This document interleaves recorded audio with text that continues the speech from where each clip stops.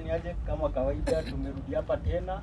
Show ni Fika Mtaani na tuko Kaloleni tena, tumehostiwa na Ezra. Alafu tuko na wakaaji wengine na ni wamekuja tuongelee story ya housing. Housing sana imekuwa ni shida Nairobi, na kwa wale watu kidogo wanaweza afford, wanafeel wako poa, nyumba ufai kuishi Nairobi bure, but si tuna notion tofauti. Tunataka tukue at least tunaweza ishi vizuri, comfortable, kwa sababu economy inakupeleka mbio, pia nyumba isikuwe ni mbio vile. Lakini hiyo ni story tutaongelea leo, na tuko na Ezra hapa kama host. Wacha introduce vizuri kwa panel yetu, na kila mtu atatuambia majina zake na areas yuko na challenges za housing. Shukran Malcolm, Fika Mtaani kwa hii show. Hii ni mara yake ya pili kurudi hapa, na tunafurahia sana ile kazi unafanya, manake ni kazi nzuri sana ambayo ina empower the community, ina disseminate information kwa watu, na naona ina trend vizuri sana. Mimi kwanza nataka kuwakaribisha hapa Kaloleni. Hii ndio mtaa yangu, pale nilizaliwa. Mimi nilizaliwa ndani ya hii nyumba. Sasa mimi nina strong attachment katika hii mtaa wa Kaloleni. Nimewakaribisha wote nyinyi. Kwa majina, mimi naitwa Olak Ezra Umondi. Majina yangu rasmi katika kitambulisho. Majina mtaani ni kama chairman wa Kaloleni Estate Residents Association. Coaches, nimekuwa pia former coach wa Black Mamba handball. Wakati zangu hapo nikitoa garbage pale katikati ya, ukiangalia hapo social law vile imefanywa, mimi nilitoa hiyo garbage nikaribio land. Naitwa pia president. Nina kazi zingine nafanya, ni kwa matumaini yake Mwenyezi Mungu. Mimi nawakilisha, kuna chama inaitwa Funeral Services Association of Kenya, ambaye mimi ndio national chairman. Na tena nikakuja sasa mimi ni rais, naitwa president wa Africa Federation of Funeral Services. Mimi ndio nchi karibu 25 ziko chini yangu, na ni kwa Mwenyezi Mungu niko hapa mtaani Ololo. Unaona pale naishi, na space pia ukiangalia vizuri ni open space, manake Google ikishikwa clean environment, pia kimawazo, akili, thinking inakuwa poa sana. Kwa hivyo nimekaribisha Kaloleni, na najua tutazidi kuongea juu ya mambo ya manyumba. Olak Ezra Mondi, chairman wa Kaloleni Estate Residents Association. Karibu.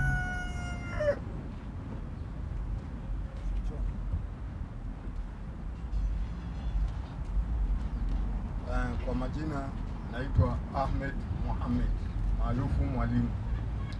Mimi ni chairman of Pumwani Resident Forum, na pia kule mtaani mimi ni chairman wa Pumwani Location Community Policy stroke nyumba 10. Kwa hivyo mambo ya security mimi kwangu wanayapatia first priority. Na nikiongelea tu kidogo kuhusu makao sana sana mimi naona ni kama katika policy zetu za Kenya hayakuwa yanatambulikana.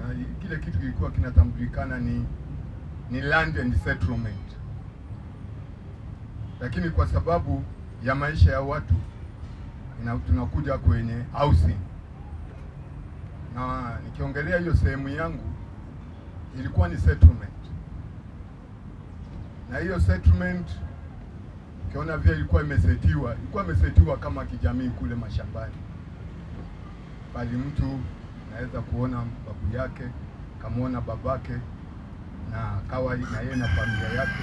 Yani within hiyo community unaweza kuwa maisha yanaweza kuwa rahisi kwenu, lifestyle inakuwa ni kama uko mashambani. Kwa hivyo na furaha sana kushiriki katika forum kama hii. Sana sana mimi wasishiriki kwenye media nyingi huwa zinakuja, mimi huwa naziavoid because of my own reasons. Hizi media zinaweza kukujenga na hizi media zinaweza kukubomoa. Na ukiangalia watu kama sisi ambao the weak ukienda ukakanyaga pali kuna the strong, you know the repercussions. Kwa hivyo tutaendelea. Ni hayo kwa sasa, asante. Habari zenu. Mi kwa jina naitwa Daniel Cham, lakini ya mtaa Oranges. Mi pia vile vile nilikuwa coach, nicheza mpira na hawa wazee kina Eric na watu kadhaa. Wakati huo nilikuwa coach wa Form 1 Sportive, na nilitoka Form 1 nikaendaga KTN 1980s. Kwa hivyo pia nimekuwa coach hapa na pale Meru na hapa Form 1. Sasa mimi nafanya kazi na shirika ya Kampuni Justice Center ya kituo cha sheria. Tuko na ofisi hapa kampuni hapa Majengo, na tunasaidia watu mambo hizi lands, housing na kesi yote ya dhuluma. Na hivi leo pia nimealikwa na rafiki yangu mzee Suzi mwalimu, akaniambia kuna mkutano na forum ya mambo ya manyumba, na hiyo ndio kitengo wetu hata katika hizi kesi za manyumba tunafanya. Ndio nikasema tutakuja tujiunge pamoja, tusaidie hii community yetu. Kusema ukweli,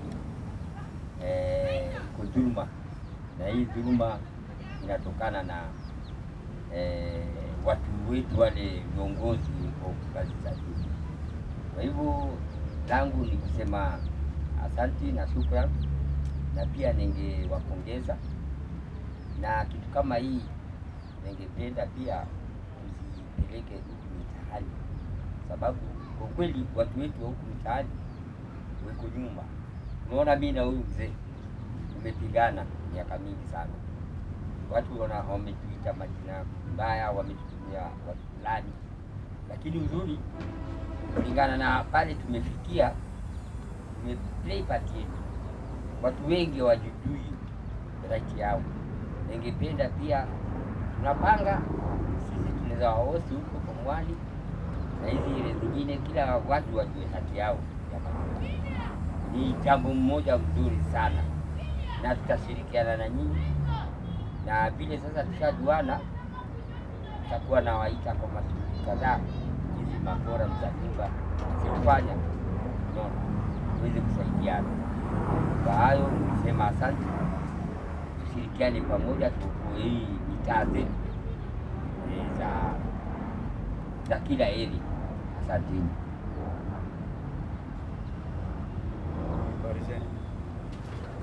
Mimi naitwa Eric Mwangi Kamele. Nimezaliwa katika Pumwani Maternity Hospital. Kalelewa kwenye mtaa wa Mundeni Gorofani, ambao sasa ndio Pumwani Shauri, na ni miaka mingi. Kwa hivyo nashukuru, maana tutaweza kuzungumzia kuhusu hizi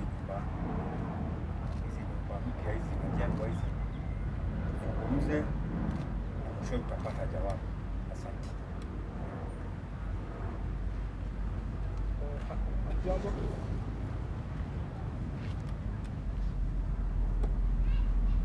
Jambo.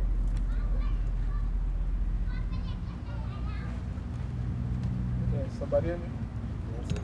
Kwa majina naitwa Moses Kiume. Nimezaliwa, nimelelewa Jericho. Mimi kama wenzangu, mimi pia ni coach. Nimecheza mpira miaka mingi. Maisha yangu yote imekuwa ni kuhusiana na watu. Nimefanya kazi ya vijana mtaani, nimefanya kazi ya wazee mtaani. So shughuli yangu mingi inahusiana na watu. Nashukuru sana kikao hiki ambapo leo tutakuwa na nafasi ya kuzungumzia maisha yetu, because nyumba ni muhimu kwa kila binadamu. Na kuna mtu ambaye anapingana na affordable housing. Jambo nzuri, lakini tunataka uwazi na haki itendeke kwa kila mtu. Asanteni, na naomba tuwe na kikao kizuri.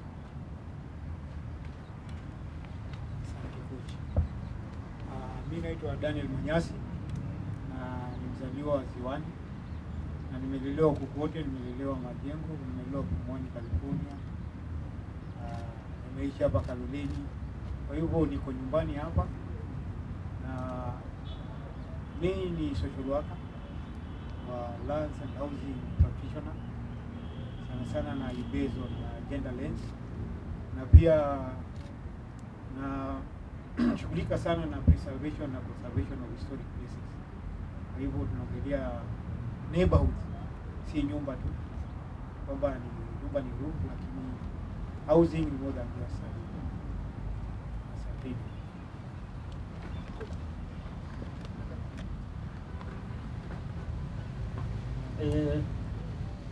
Introduction imekuwa poa, na so far tuko na mtu wa Jericho, kuna watu wa Majengo, kuna watu wa Kaloleni na kuna watu wa Bondeni Gorofani, na nafikiria tungeanzia hapo Bondeni Gorofani kwa sababu already hao watu very critically affected, kwa sababu Kikomba ikichomwa Bondeni iko affected.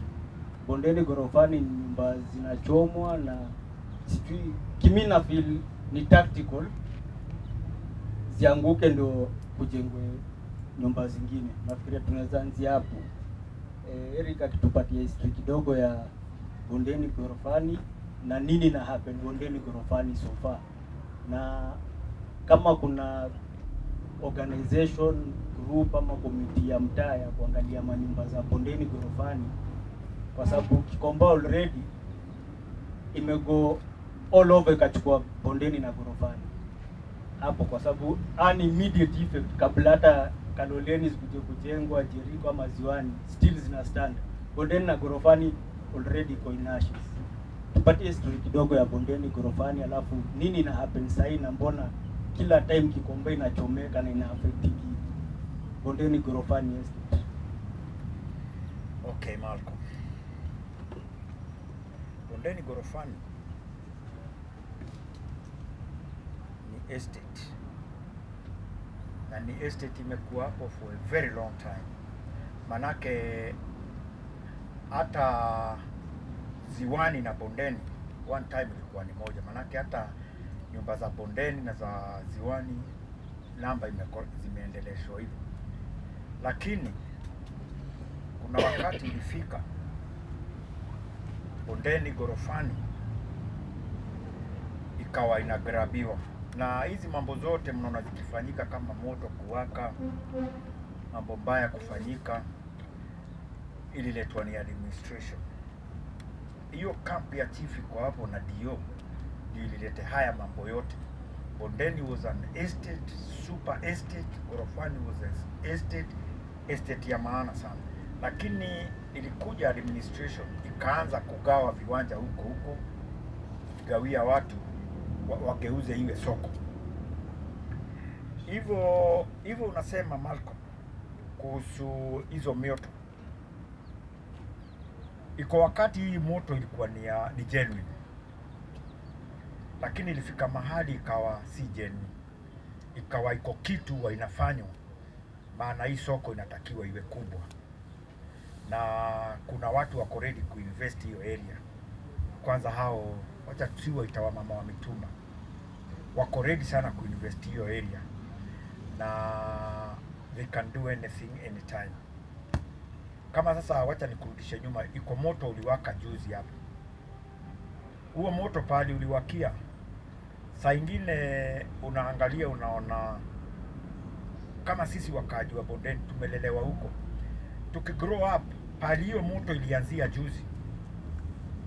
Hapo palikuwa patakuwa pa nursery school, na hiyo dispensary, hiyo land nusu ni ya dispensary na nusu ilikuwa playing ground yetu, na hiyo ingine ilikuwa ni ya nursery school. So administration walipogawa hizo vitu zote, tukakosa hizo spaces zote. Sasa hii moto ya juzi, hizo zingine siwezi sema, hii ya juzi hii mimi naona ni deliberate kabisa, maana sisi kama watu wa sokoni tulikata hospitali ijengwe. Hospitali zile zote zilikuwa zimesema zitajengwa Nairobi, yetu tu ndio haikujengwa. Manake watu wale wamekaa kwa hiyo land, hawkers na nani walikataa kuondoka. Na sasa nadhania yaweza kuwa ni gava ama yaweza kuwa ni mtu mwingine tu, lakini hiyo hospitali nadhani ndio yataka kujengwa na watu tungeomba watu wengine wao wanakubali tu kweli. Na there's no future without history. People who don't know. Wale sisi tumelelewa huko, tunajua tukisema kitu tukubaliwe, tumesema hapa tulikuwa tunafanya hivi, hapa tulikuwa tunafanya hivi. Lakini ilikujaga watu kutoka kule walitoka, wakagawiwa ni administration, wakaanza wakajenga vibanda vyao. So sometimes ni hatari sana kuwa, manake hiyo mioto ikiwaka, sasa ghorofa zote zitaanguka. Ghorofani zote hakuna itabaki. Manake sasa hata kule kulikuwa kuuguagi ghorofani, juzi kuliungua. Na hizo nyumba yenyewe hata ukiziangalia hivi unaona itaanguka anytime. Kwetu kwa Madhangu ni God tu alisaidia, manake watu waliangusha fence, moto haukuweza kuingia. Kwa hivyo nyumba ya madha kwanza ingekuwa iko. Kwa hivyo sometimes ni deliberate na sometimes makosa yetu. Na nikiuliza kama vile umeongelea dispensary, na dispensary already ko surrounded na the market itself. Yeah. Bondeni the state yenyewe already iko surrounded na Kikomba. Na bado still kuna rumors ya some parts of Bondeni, Gorofani, part ya Kikomba already iko sold, but the time bomb ndio skile watu watakuja toleo. As a society tunaweza fanya nini to rescue this situation? Unajua weakness haiwagi na gavana, na weakness iwagi na watu wote wa hizo estate. Kuna mtu kwa hizo estate, mtu ndio waribu maneno. Manake ni ajabu sana for example, Bondeni Gorofani as one estate ina committee 10. Kila section ina committee yake. Unaona? So chairman pale. Unaona ni ngumu sana watu kuwa one thing. Na ndio unaona tunapiga na mawe hii, tunaangushwa sote. Lakini tungekuwa na one main committee ambayo ndio inazungumzia kuhusu Bondeni Gorofani, things zitakuwa sawa. Na iwe hao viongozi wanaongoza hiyo committee ni magenuine, watu wamekuwa huko. Na ndio nimekuambia there is no future without history. Mimi ile mambo naweza kuambia ya Bondeni iko mtu hata hajui na hata kujadiliwa. Lakini mimi nikiraise up na issues za ukweli, niseme tutafanya hivi na hivi, watakubali hapo. Lakini kisha toka nje kidogo, wataunda kamati yao ingine, waseme Eric anajifanya mjuaji. Na si kujifanya mjuaji. Mimi nimelelewa hapo, mzazi wangu bado yuko hapo, wajukuu wetu wako huko kwa nyanya yao. Na we know, mimi naweza chora Bondeni vile ilikuwa. Tukianza kulelewa huko, naweza ichora vile ilikuwa. Lakini when I raise issues, naambia watu tusikubali soko ingie ndani. Unaona mtu amelete soko mpaka kwa varanda yake. Mtu anajenga, anaweka fence, anaweka soko ndani. Lakini when you raise those issues, mtu anasema huyu Eric ajifanya mjuaji. Lakini in fact, mimi ni mjuaji because I know Bondeni inside out. Miaka yangu inaniruhusu kusema vile iko. Lakini once you raise up issues, kale ka committee kalikuwa kameundwa, hata kama ulikuwa ndani, hako ka committee uitwa mahali ingine.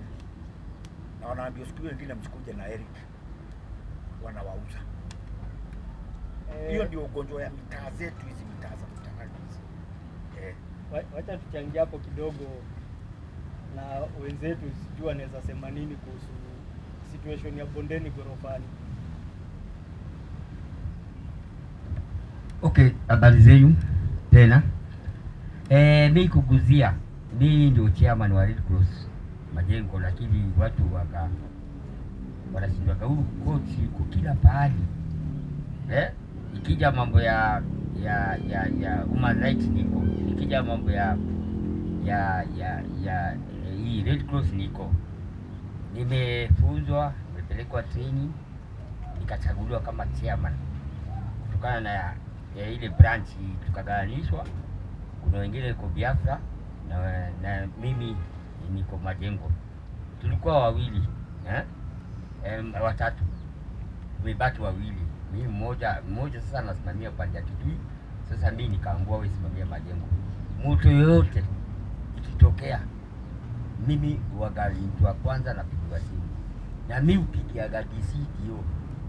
Unaona vile mwenzangu amezungumza ni kweli kabisa na mimi nikienda kwa moto mimi wanafanya assessment only manyumba mambo ya biashara mimi wasihusiki na kweli mimi huenda hizi moto wakati zilipoanza kwa kweli ile ya kwanza kule ikachoma ikabomolewa.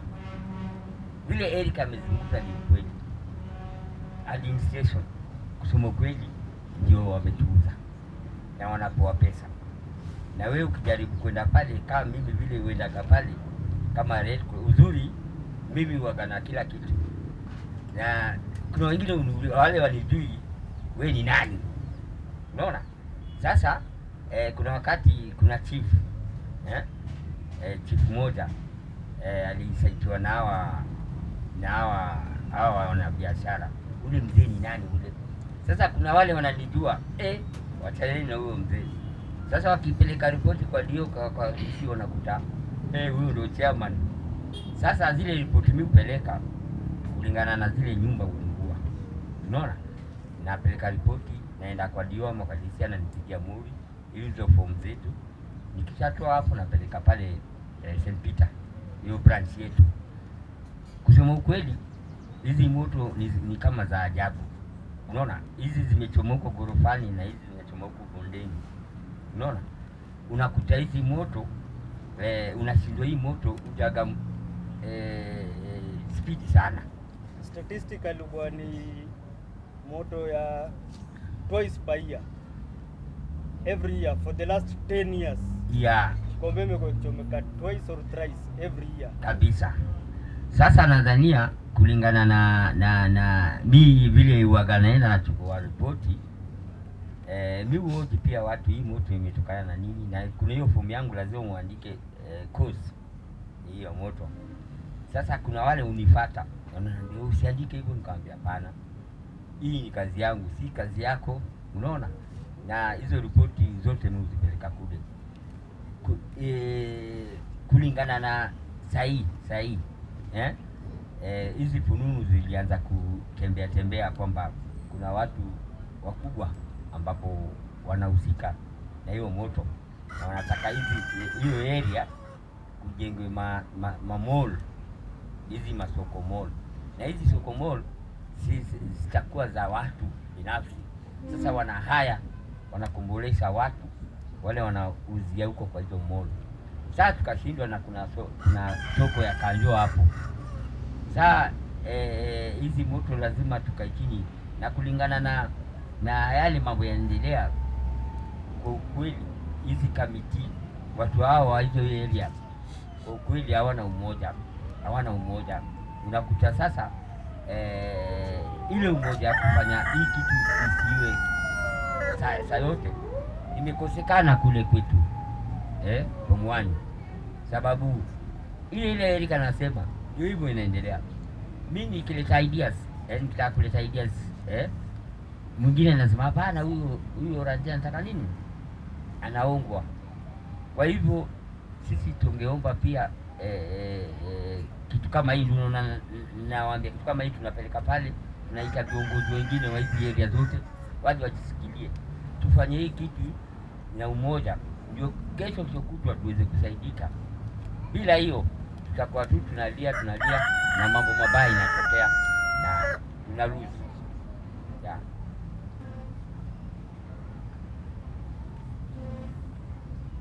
Pia ningetaka kuongezea kuhusu moto na eviction kwa jumla. Moto ni mbinu ya kuhamisha mtu bila we mwenyewe kujulikana. Pia mbinu ya kufanya yule alikuwa ameinvest hiyo sehemu kumfreeze kabisa. Mimi kama chairman wa Pumwani Forum Committee, pembe zote za Pumwani nimezishika, na ndio hasa ilifanya mimi niwe chairman wa security. kwa sababu moto unaingia katika insecurity. Na katika forum zile ambazo zimekuwa naenda natembea, ninasisitiza kwamba mbinu ambayo imeletwa safari hii ya kuhamisha watu ni mbaya zaidi ya moto, although zilikuweko mbinu mbalimbali. Nikitaja mbinu kama 3 ambazo watu walianza kufanyiwa bila kujua.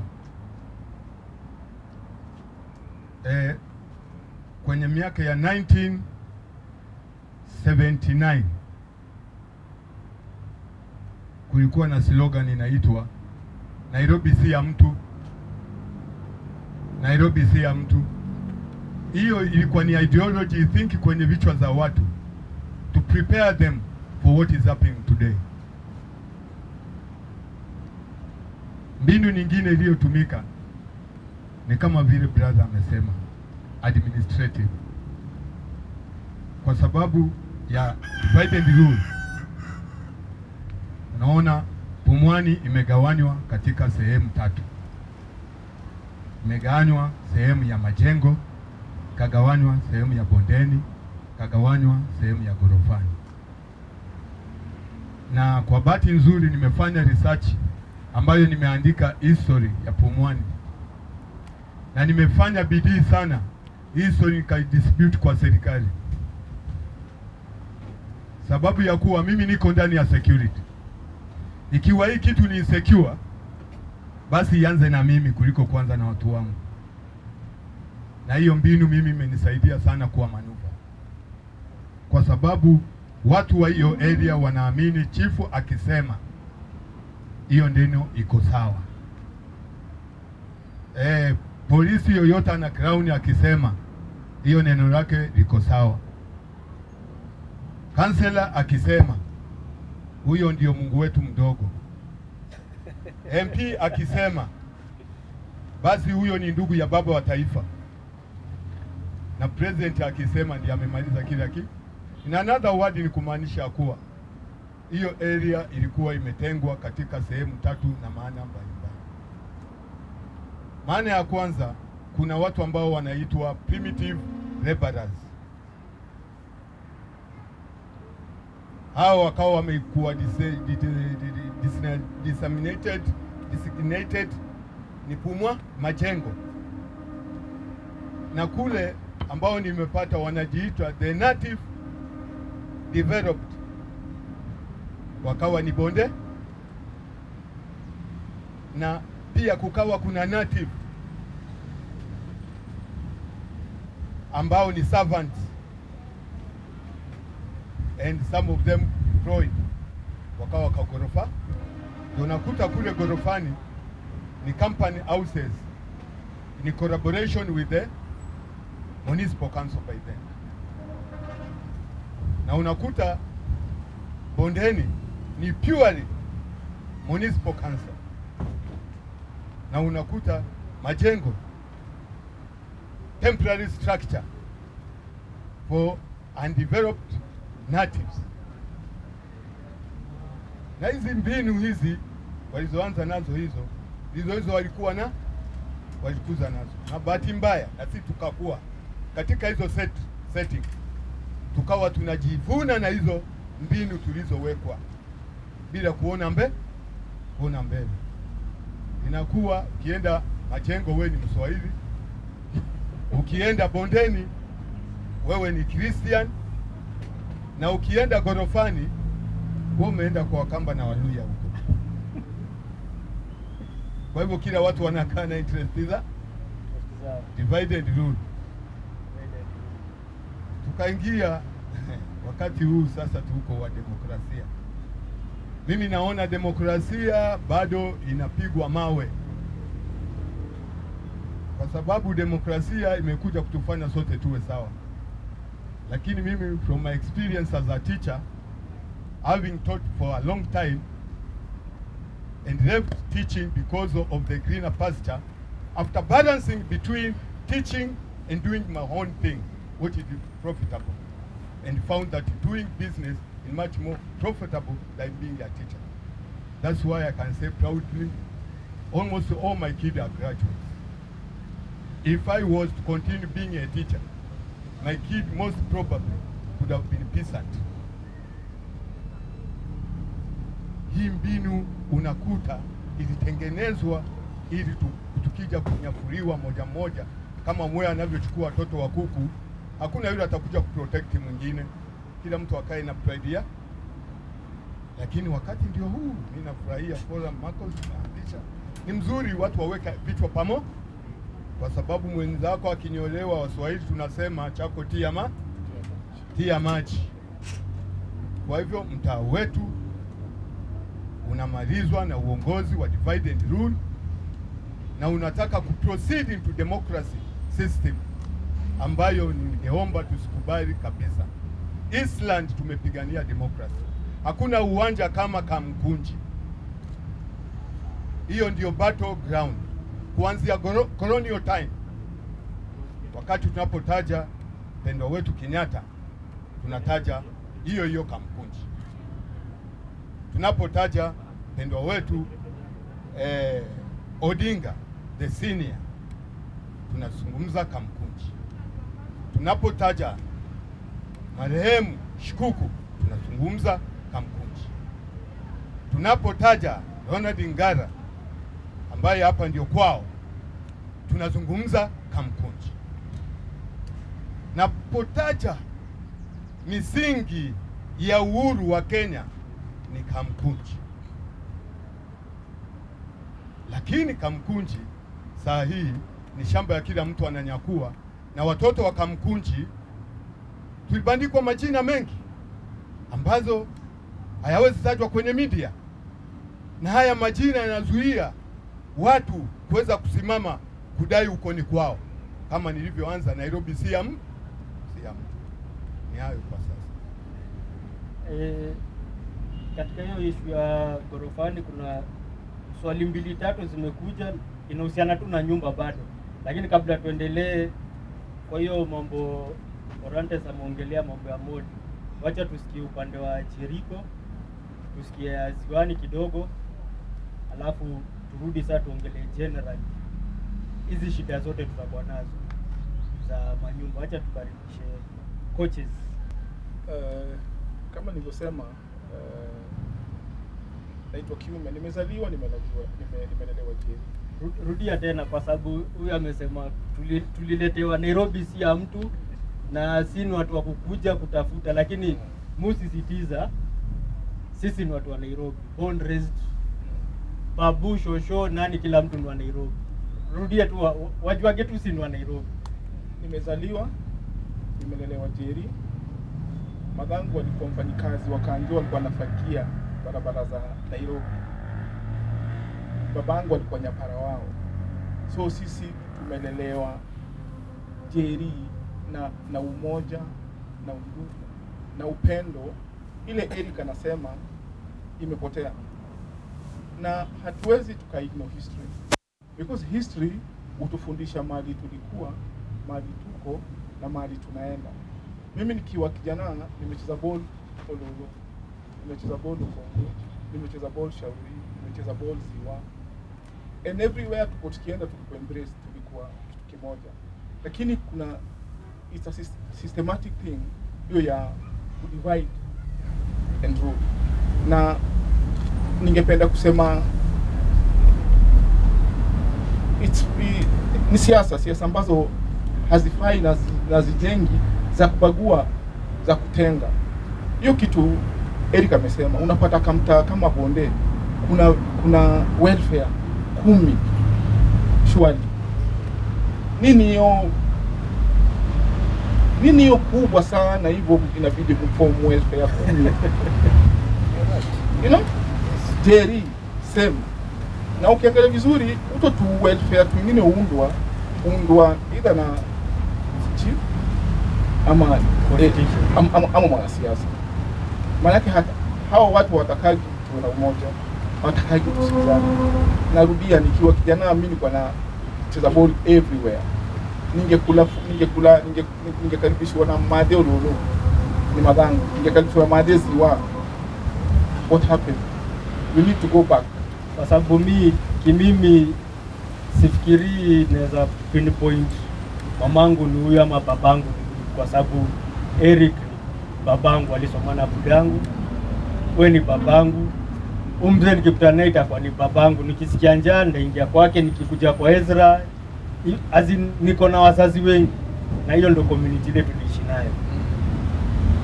So we need to go back. Mali nimekwambia madhangu alikuwa anafanya job city ya kwadia. Kwa hivyo mshahara yake haingeweza kutuwezesha tukule, atulipie shule, ape hao. But alikuwa na manager, walikuwa wanashirikiana na mama wengine. You know, that is how sisi tumegrow, that's why tumesoma. You know? Sasa hii hata plot tu moja kusikizana, plot ya nyumba 10 kusikizana ni shida. That is why our politicians and whoever wants to kill us ni rahisi, because hatuna sense of belonging, hatupendani, hatusikizani. Nikiona Eric, nikiona mwalimu ana mikatua ya kujiendelesha, I'm the first person nataka kumrudisha, not knowing Eric akienda atasaidia mtoto wangu, atasaidia mtoto wangu atasaidia mtoto wake, mjukuu wangu atasaidia mjukuu wake. We might not like your narrative our president aliingia nayo ya hustler, but it's high time to embrace. Manake tumealikwa kwa meza tujitetee kama hustlers. Ndio maana tuko na hii fora.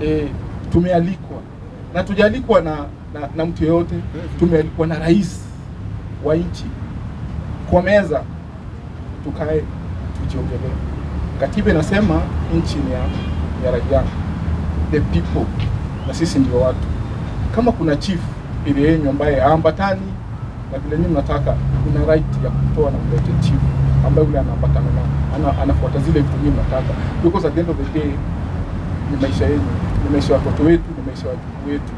We want what is best. Kama nimekuambia nimecoach since 1995, I've been coaching mtaani, kujitolea silipi kwa mashule.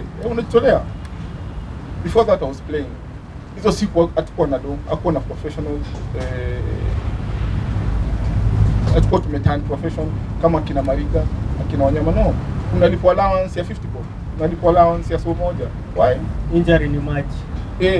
But because we had passion, because we had love for what we are doing, at least sikucheza pro, but I'm a proud father, I'm a proud grandpa. Kama si hiyo ball, kama si hiyo passion yangu ya kucheza, singekuwa majibu sawa. So I want to tell our people, sasa hivi ndio tumealikuwa na rais wa meza tuzungumzie, please tuacheni division mtaani, tuunganeni, tusaidie mtaa, tujisaidie na tusaidie wale wanakuja nyuma yetu. Otherwise mimi naona hizo tu division ndogo ndogo na zinalo na wanasiasa na chief wana wanatumwa na wanasiasa. But for the second time, for the third time, we repeat it. Tumealikwa kwa meza na rais. Meza kuu. Yes. Twendeni. Na Jericho, situation yenu ya housing iko aje, ama mnaweza taka housing estates yenu ikuwe aje development kulingana na tuseme Pangani, Jivanji, watu walikuwa wanaambiwa shika 300,000 ikishamalizwa mtarudishwa. Upande wenu iko aje? Jericho, when NMS walikuja mtaani wakatuambia kuna huo mpango wa kutujengea manyumba affordable housing, hatukuwa na welfare before that. So walituambia hawezi kuwa anazungumzia everybody at one given time. So form welfare ambaye tutakuwa serikali itakuwa na communicate through the welfare. Na as I speak, mimi ndio treasurer wa hiyo Jericho Welfare Association, walichagua kama treasurer wao. We have a chairman, John Mkoda, nilikuwa nimemwalika kwa kikao hiki cha leo, but nafikiri sababu ya shughuli za kimaisha angeweza kufika. Kwa mama alipokuja kwetu sisi Jericho, opening statement, Madam Marion ambaye ndio alikuwa na director na housing at that time, her opening statement was affordable housing zinakuja ndio mtaani, lakini mostly to the dilapidated houses, nyumba estate ambazo hazina drainage, estate ambazo hazina infrastructure, you know. Ngoja nikukate kidogo. estate ambayo haina drainage Nairobi hii ni gani? Estate haina infrastructure hii Nairobi ni gani? Kwa sababu mimi Kaloleni, Jericho, Shauri Moyo, Ziwani, Bahati zote ziko na drainage na iko na infrastructure. Then they said about houses that are dilapidated. Okay. So sisi mimi naongea kuhusu Jeri. Sisi Jeri house zetu ni self contained. Tuna choo na bafu ndani ya house. Tuna karum na kuna karum tumejiongezea, ni tumeweka basia kimtaa. So kama una watu wengi madhe na lala na buda na hiyo room ndogo, watu wanalala hiyo room nyingine, hapa mbele kuna kasiti. Na sisi tumekuwa comfortable hiyo miaka yote. So when they came to us, tukaenda as a welfare, tukaenda watu wetu tukawauliza, and they said nyumba at the moment ni affordable, they are not dilapidated, barabara zetu ni poa, tuna shule, tuna dispensary, tuna clinic, tuna ground, nafikiri the biggest in Nairobi kwa Jeri, tuna social hall, you know, tuna sokoni, tuna shopping center. So sisi kwetu sisi tukajiambia sisi hatuwezi taka nyumba zetu zibomolewe. We are okay, we are comfortable the way we are kama Jeri. But as I said, division, divide and rule. Yeah. Our area leadership akatafuta ka group kadogo to come and say contrary to what the majority wanataka. Then as we were growing up, hata nilikuwa na share na Eric zile imekuja, my mother nakumbuka akisema wakiingia kwa hizo nyumba in the 60s waliambiwa watalipa hizo nyumba kwa muda, baada ya muda fulani nyumba zitakuwa zao. Haya, tumerudi tena. Ezra aliongea, babangu ashaisema, ule mtu mwingine watatu anaisema, hizi nyumba watu wanafaa waachiwe. As government, hiyo situation iko wapi, imeachiwa wapi, na kufuatiliwaje ama inafaa iendeaje? You see, the one wanasema kuhusu affordable housing, which as we see hatuna noma na affordable housing, but tunataka nyumba zile zinatengezwa. At least now with the new administration which nazungumzia kuhusu sisi mahasla, tunataka waje tukae nao chini, nyumba zitengezwe. Na sababu kulikuwa na mkataba ya kwamba baada ya muda wakaaji wataachiwa nyumba, wakitengeza hizo nyumba wa allocate kwa hizo nyumba wanatengeza, wajue kuna nyumba kama ni 500 ama 1000 ambazo zitakuwa za hao watu ambao walikuwa na hao makubaliano kwamba baada ya muda unaachiwa nyumba. So nyumba zile zitatengezwa, kama zitatengezwa kuna nyumba hawa ya zimetengwa na watu watamiliki bila malipo. That is I think the way forward. Now why we were so yani tulikuwa tunaogopa wale tumelelewa huko, mnajua kuamini serikali ilikuwa ni shida. It is always good on paper, but wacha nyumba zitengezwe, it's a story. So sisi wasiwasi yetu, na tunashukuru sahi wherever our president is, na hope unasikia na unaona, tunashukuru you are the president, na tunashukuru umekuja na narrative ya hustler.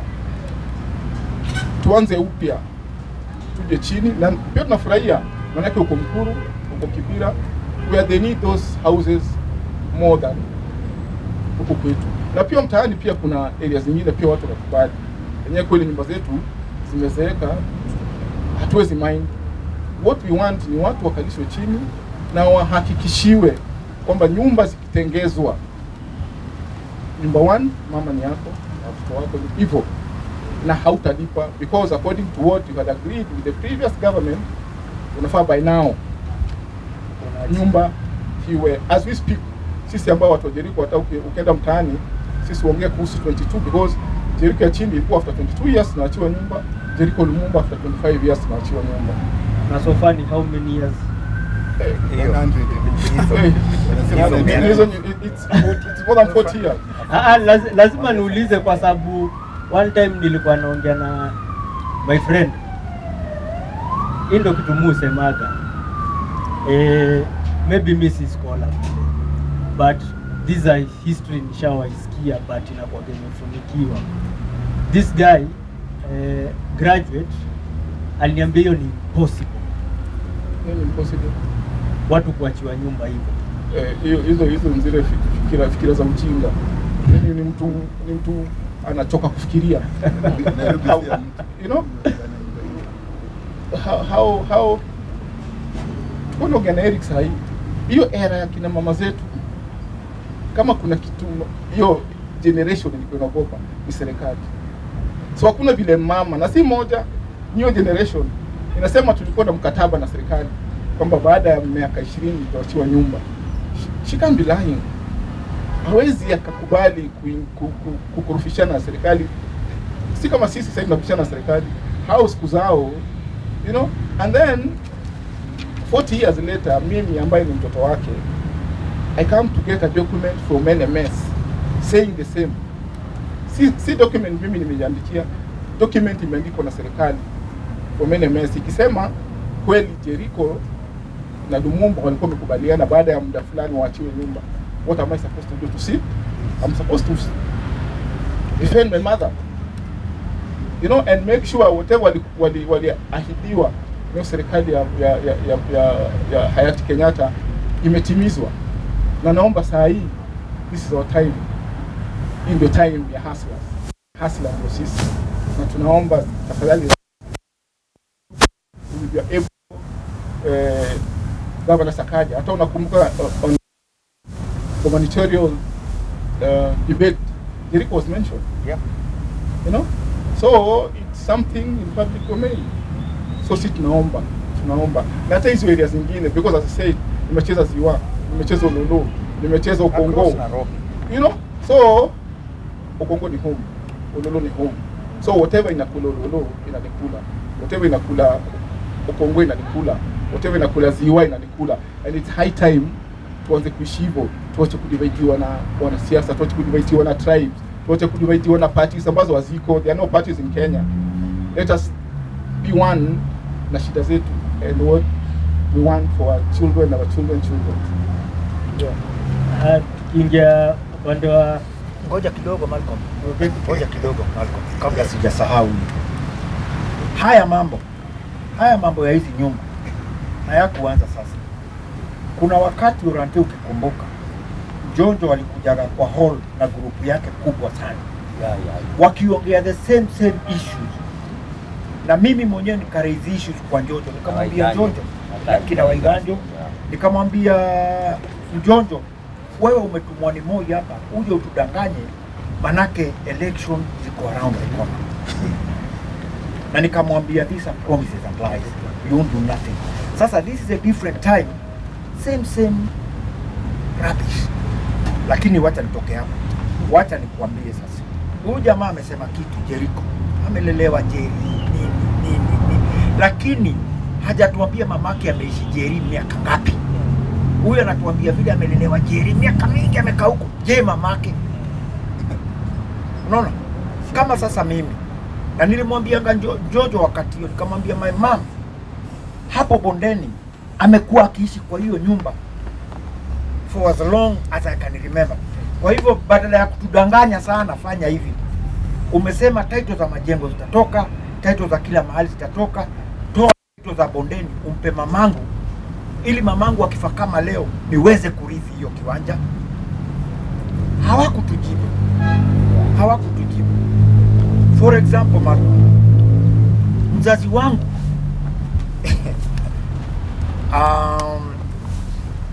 sasa ni, for example, sasa mamangu nina 89 years old. Mimi sijui mzazi wangu akiwa anaishi mahali ingine.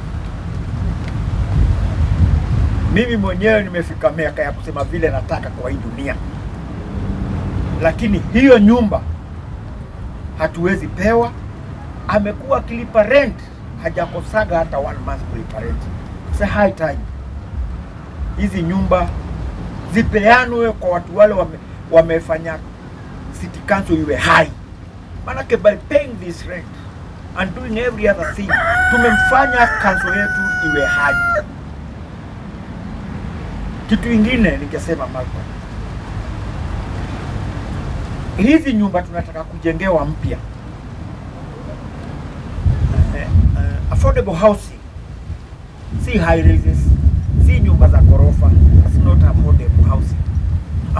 Affordable housing kama sasa ile nyumba mamangu anaishi is 1 bedroom, yet saa hii tunaambiwa tutajengewa the same 1 bedroom lakini kwa ghorofa.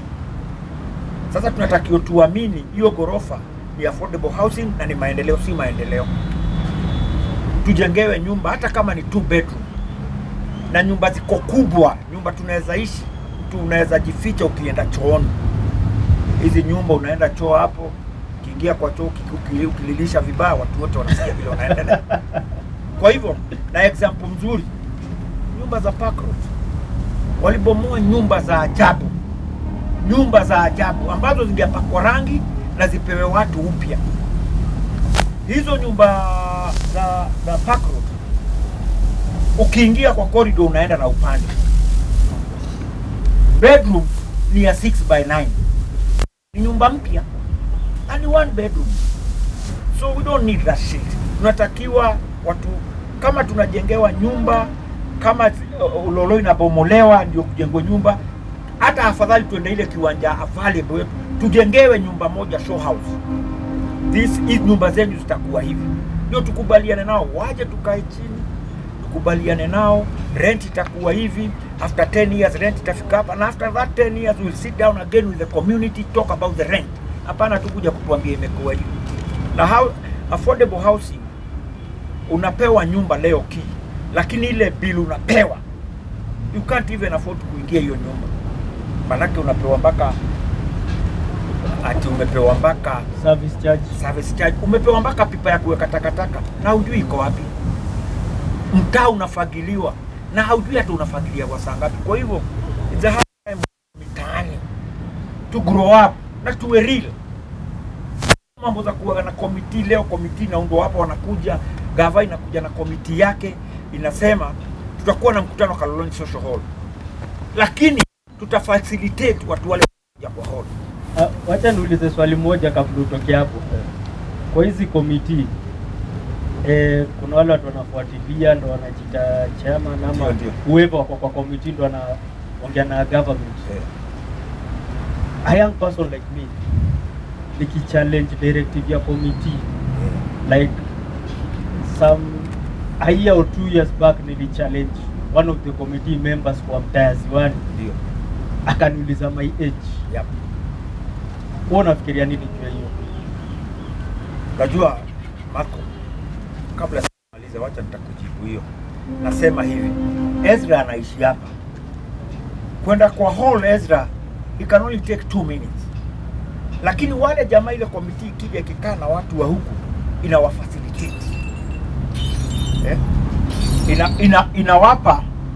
Mkienda mkutano utaanza saa 4, unakuta mmewekewa chai hapo, unakunywa chai, mkutano unaanza saa 5:30, wanawacha mjikoroge, alafu mshowe mnakuwa facilitated, mnapewa fare. Ezra anapewa fare kutoka pale kuja hapa $1,000, okay? Already mshapangwa na mkapangika. Na sasa ile wanaongea na nyinyi, uwaprovoke sana nyinyi. Wao chagua, huyu ndio chairman. Sasa chairman wewe utazungumza mwisho. Wanapatia the most stupid person kwa hiyo estate aongee. Ana waste a lot of time. Wale time yao inaisha, wanawaambia tusema mkutano itaisha saa 7. Kwa hivyo sasa tumefika mwisho. Ezra sema, Ezra okay ndio chairman. Sema yako ya mwisho. Wajua Ezra kwanza amekasirika juu jamaa wameenda kinyume. So tunapanga kwa hivyo ndio sisi upangwa. Na tukishapangwa sisi upangika. Kwa hivyo mimi nasemaga hivi, don't give me your tea, don't facilitate me. Mimi nimekuja hapa niseme vile nataka. Uwezi kunifacilitate kutoka kwa hall mpaka hapa. Lakini tukishachukua ile tapa na tumekuja juu ya hiyo 1,000 shilling. Kana ropopo karibu kila kitu. Juu anajua at the end of the day. Na hiyo committee, I'm giving you a fact. Sudi tumekuwa na nyinyi kwa hall. Na kupa fact ile mimi najua. Hao wamekuja walipangwa ni chief ama estate officer. style nyinyi mtapinga na nyinyi mtakubali. Na ule Eric msikubali aongee. Mkatae, manake yeye ataongea vitu zake, na hizo vitu zake anaongea ni ukweli. Juu yeye uongea ukweli, hizo ni vitu zake. So that's where we go wrong. Kama sasa unasema mtu anakuuliza age yako, next time Marco, mtu akikuuliza age yako, mwambie wewe ni mtu mzima. Mwambie mimi ni mtu mzima na nina haki. Nauliza hivyo kwa sababu narrative ya watu wengi kuuliza hiyo age kwa gani kukuweka kwa underestimate, as in wewe ni mtoto. Wewe ni mtoto ujui. Na wewe ujui mambo, unaona dunia. Na ndio unaona sasa nakwambia Malcolm, usiseme age yako. Mwambie mimi ni mtu mzima. It's as simple as that. Ana haja ya kujua miaka yako. Ana haja ya kujua wewe ni mtu mzima na unaweza sema vile unataka. Unaona? Kwa hivyo hizi mambo estate zetu ujuaji na kuwaga mingi sana, ujuaji ambao haiko. Some of us exposed anyway, whether people like it or not. And we know a lot. Lakini wewe upangiwa njama. Eric akisimama atasema. Sasa chief ashapanga wake, state officer ashapanga. Urantia my right? Sawa kabisa. Kwa hivyo wewe ukiraise issue zako wakati hiyo committee tena. Na wewe uko ndani kama Eric. Ulichaguliwa ni watu wa mtaa. Next time wataitwa kwa house finance corporation, wataambiwa msikuje na Eric. Alafu sikule utatokelezea utaambiwa wewe ukujagi mikutano.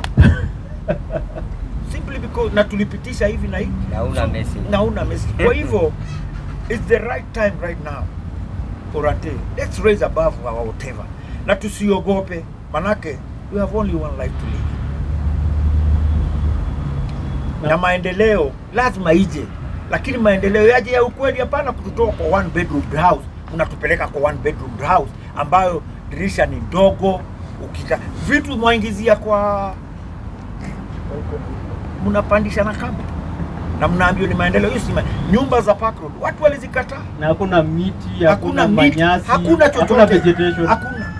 Nyumba za park road ziliuziwa mawaria, watu walizikataa. For example, mimi niliendaga kwa hiyo I might be wacha niongee. Niliendaga kwa kulipa hizo nyumba. Inaitwa boma yetu. Mimi nikaenda, down payment uko unatakiwa ulipe 10,000 registration. Nikiwa nimekaa kwa ofisi na ngojea tani yangu, ilikuja mtu huyu anataka nyumba 10 na ana pesa hizo nyumba 10 hapo na hapo. Unajua mimi si kulipa zangu, manake nitapata wapi na huyu amelipa 10? Huyu analipa 10 ana pesa ya kuonga hao makarani. So nikaondokaga. So kwa hivyo we must be very brave na tuwe sincere to ourselves. Hii ni Nairobi, we must live like Nairobi. Hapana naishi Gishagi na tuko Nairobi. Nafikiria tusikie story ya Ziwani kidogo, alafu tuende break kidogo tu nikisema kuhusu Jeri na sababu ya watu wa Jeri kukataa nyumba zao kubomolewa, waliamua watoe kila nyumba ya 200 tafute lawyer ili tuweze kupeleka kesi yetu kotini tuweze kujitetea.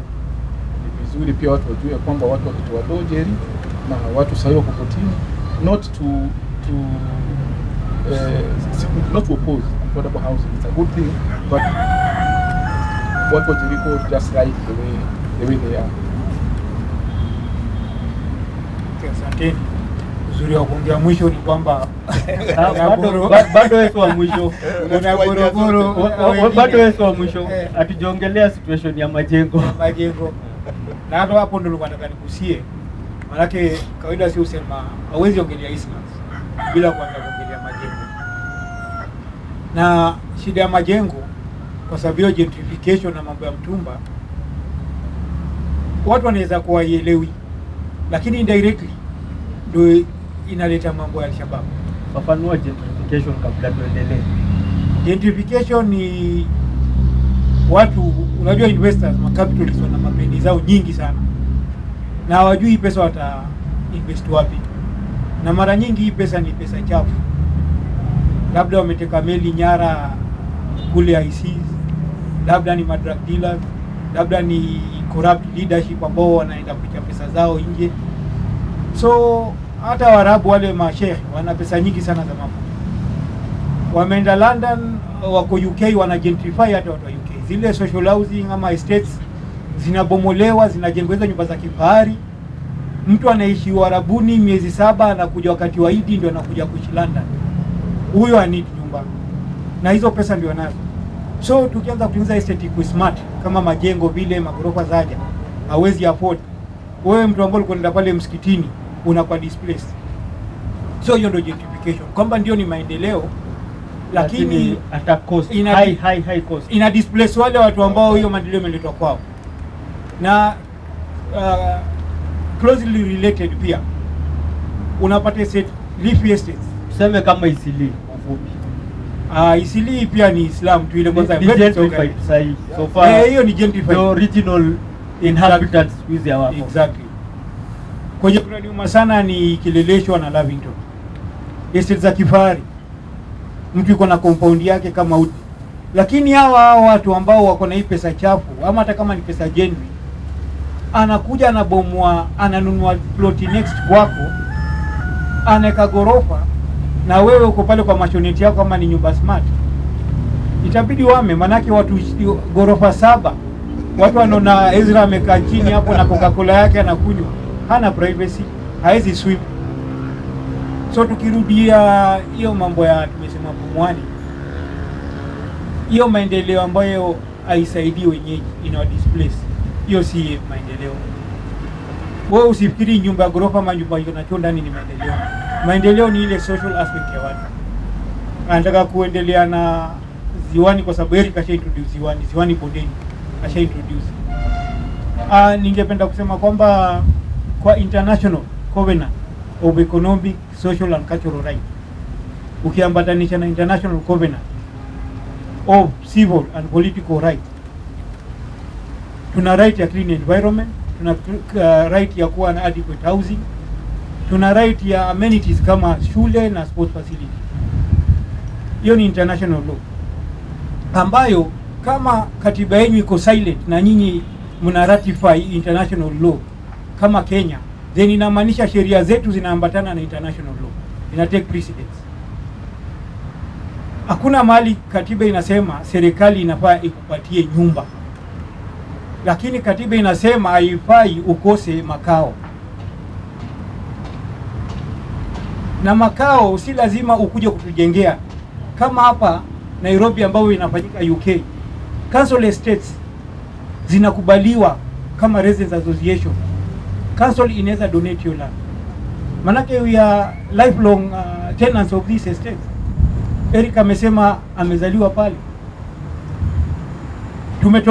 Tumeongelea mambo ya Pumwani gentrification. Nataka nigusie sasa Bondeni, manake ni extension ya Ziwani. Na ningependa uniruhusu nisome barua moja.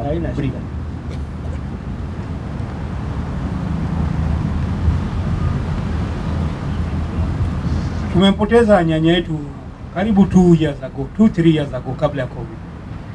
Na wakati mwingi alikuwa anapenda kuniita na niambia kaa chini andika kenye nakwambia. Siku anaona umuhimu yake. Baadaye nikaanza kwa wanapikwa mabarua zake, na kati ya barua zake nilipata hii barua ambayo mkubwa wa Director of Social Services wakati huo alikuwa ni Mbugua, JP Mbugua, na alikuwa ni mtu ambaye ana masters kutoka McGill. McGill University ni kama Oxford ama Cambridge UK, ama labda Harvard, Stanford. Hiyo iko Canada. Na kwa hii barua yake kama mkubwa wa Director of Social Services and Housing, alikuwa ameandikia Mrs. Flora Joseph, ameandikia Mrs. A. Barnett, social worker, St. John's Community Center. Alikuwa Mississippi the Director of Starehe Boys Center, the Church Army, Donham Road, hiyo ni Jogoo wakati huo, wakati huu. Friends Center of Afa kule kwa kina coach, na Salvation Army ambao iko hapo karibu Ziwani. Na anasema the supervisor Women's Children and Family Welfare Islands. Anaandika, dear madam, second hand clothing. Several bales of second hand clothing have been received from the United States of America for distribution to needy people within the city. I'm writing to find out whether you will be interested in receiving some of the clothing. Please state type, for what age group, and roughly how much you require.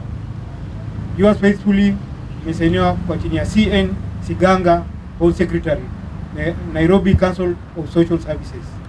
Barua imeandikwa lini? 17th June 1966. 17th June 1966. Jana tumepata uhuru. Kwa hivyo inamaanisha hizi nguo zikitoka kwa Salvation Army UK, US, kote ambako kulikuwa zinatoka, zilikuwa ni nguo zinakuja kusaidia maskini. Na zililanda wapi mara ya kwanza? Karibu Pumwani settlement.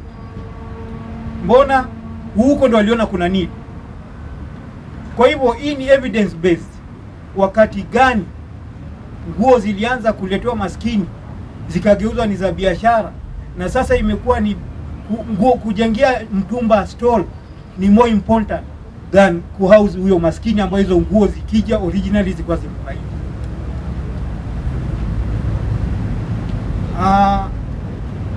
Watu wa kudili nao, kwa sababu watu wetu wamekataa. City Hall ni problem kubwa sana.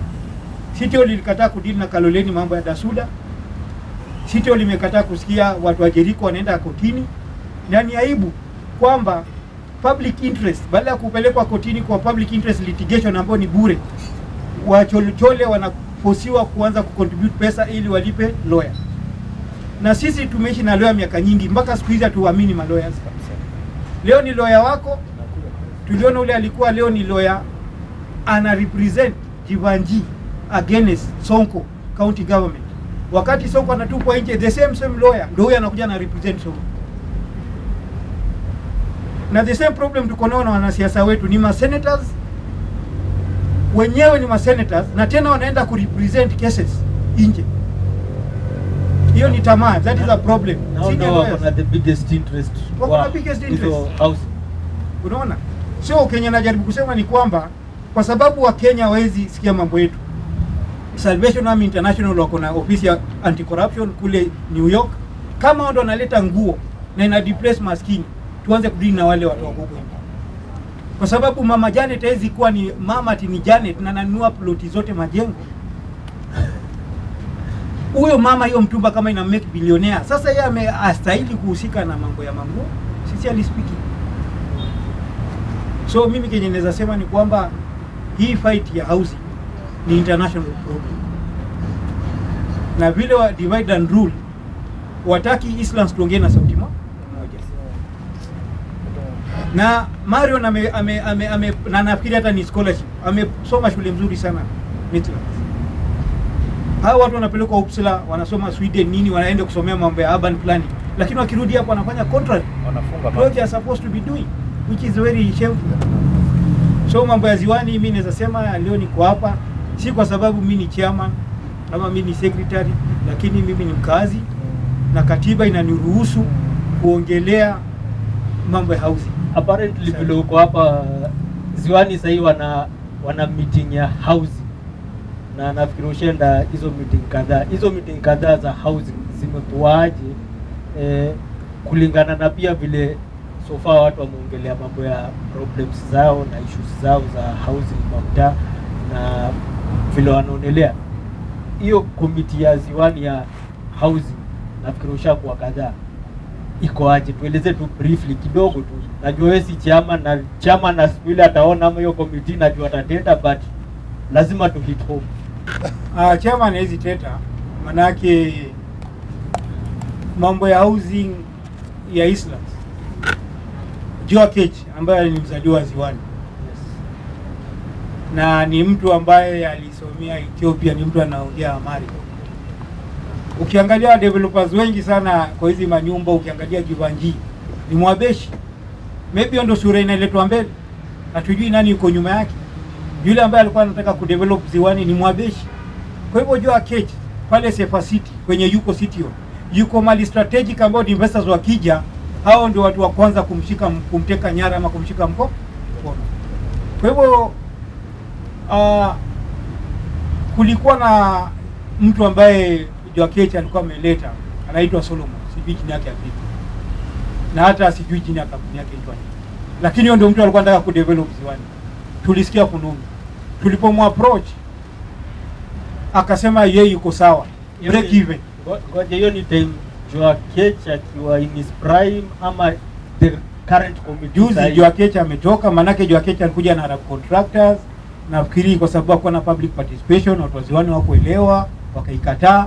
Baadaye Manji akaja, wazee wakasikizana naye, tulipokuwa na MCA mpya akasambaratisha hiyo maneno. Manji akaenda ku redevelop nafikiri Seychelles ama Mauritius.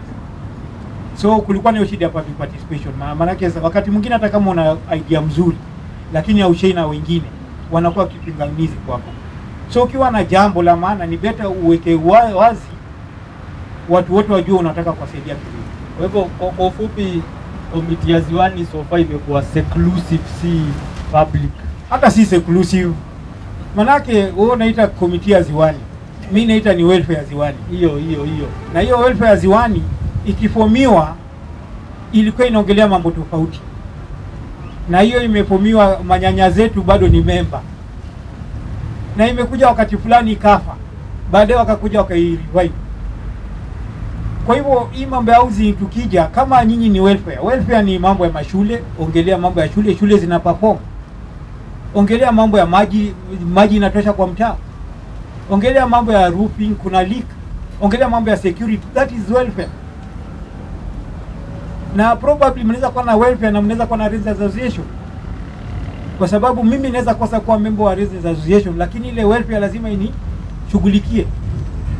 So nataka kurudi pale kwako kwa nanile kwa mambo ya welfare. Welfare ilikuwa nini kwanza actually ile welfare tuko nayo leo ilichaguliwa 2014. Na kuchaguliwa 2014, kwa hiyo mkutano ya kuchagua wale ambao watakaa, kulikuwa na watu 34. Ziwani tuna 556 household.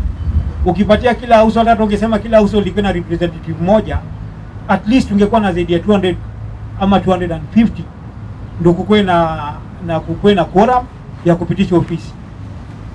Kwa hivyo hii ni ofisi ambayo ilipitishwa na watu 34, na pia ukiangalia hawajakuwa na hizo election ama re-election.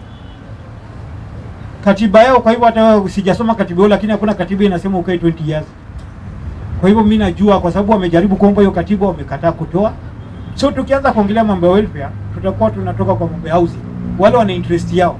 Kwa hivyo tuseme kwa ufupi, hawa watu wana represent ziwani hawajui kazi wanapofanya, kwa sababu ni welfare na si vile umesema welfare vitu zinafaa zishughulikie, na hii ingine ni housing something. Unajua hapa tunaongelea mambo ya housing rights. Yes. Na kama welfare Kenya ungekuwa na negotiate na CTO, ni kwamba tumeishi hapa kama community so long, 3rd 4th generation saa hii ndio zinaishi kwa hizi estate zetu za council.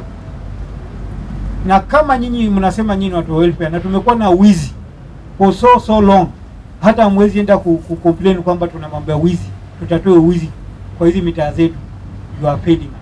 Kama mwezi sema school dropout rate iko juu, so hawezi hata blame watu wa welfare, kwa sababu walipokuja walikuwa wajua wanafanya kazi gani. Ndio tunasema, kwa hivyo wako hapo wajui kazi ile wanafanya, na kama wanajua hawaifanyi. Kabla uende break tutaongelea mambo mengi zaidi. Mimi nataka kutofautisha, kuna vitu nataka tupate clear distinctions. Kuna kitu, wacha niseme kwa kizungu, we have what is called social housing. We have another thing which is called affordable housing. We have another thing which is called low cost housing. And then finally we have tenant purchase. These 4 things are totally different even in terms of their characteristics. When you talk about affordable housing, you are talking about you are 100% in ungainful employment. If you are employed, gainful employment, then talk about affordable housing. If you are somebody who is employed, whose income does not have much of a security, but you foresee a future that you can work for even 20 years, then talk about low-cost housing. If you're somebody whose work is more secure and you have a security, and after that you can get something like a pension, then talk about tenant purchase. But if you are somebody who is 100% unemployed, then we talk about social housing. Those things are very clear and distinct, and they are different in nature.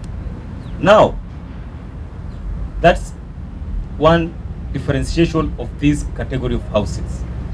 Let's go to the second step of this category of houses.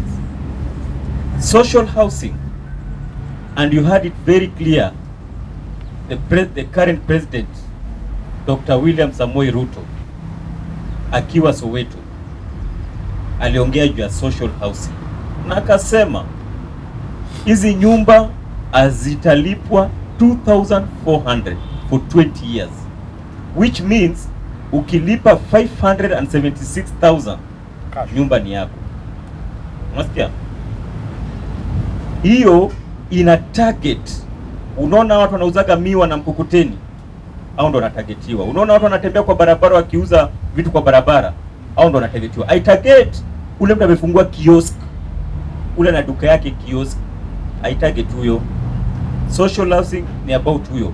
Social housing ni about pali wewe ukikaa, hata ukilipa hiyo rent, utakaa, hata watoto vituku wako wataishi kwa in such a way that umacha generation. That's why ukienda kutembea kwa hizi mtaa zetu kama Ziwani, Kaloleni, unaweza jua hata nani ule alikufa. Hata ukiambiwa ile nyumba ni akina nani, unaona? But affordable, au utajua hata jirani yako ni nani. Hata kikufa utajua nani alikufa, unaona? But in social unajua it's a social setup. Affordable is more of a gated community, unaona? So lazima tuelewe hizi vitu, na pia kumbuka mambo ya nyumba kuachiwa. Ukiangalia vizuri, sasa ameongelea juu ya Soweto, after 20 years nyumba utawachiwa. Mimi vile najua mtu leo atapata nyumba pale Kibira ama iwe ni boma yangu ama wapi, sasa hata kujenga manyumba ni mtu ana karibu age ikiwa kidogo sana ni mtu ku 40 years. 20 years imefika 60. Ule mtu anakuja nyuma hata jua but hata kwa nasikia kulikuwa na nyumba tunapatuachiwa. Mosi vile inafanyika hivi. Ukitaka kujua hizi nyumba zinafaziwa chiwe, jiulize uwe Jericho, uwe Pumwani, uwe Kaloleni. Angalia kama Kirima Flats, watu wamejenga nyama nyumba, hawalipi rent kanjo, but wanalipa rates. Hiyo rate ni indicator ya kuambia hizi nyumba mlikuwa mnafaa. That kind of an agreement. So it's high time, mimi nasema hivi, sisi katika hizi mtaa we develop a policy framework, a policy that guides, so that any government ile namba inakuja tunasema pana, rudini kwa ile policy. What does it say?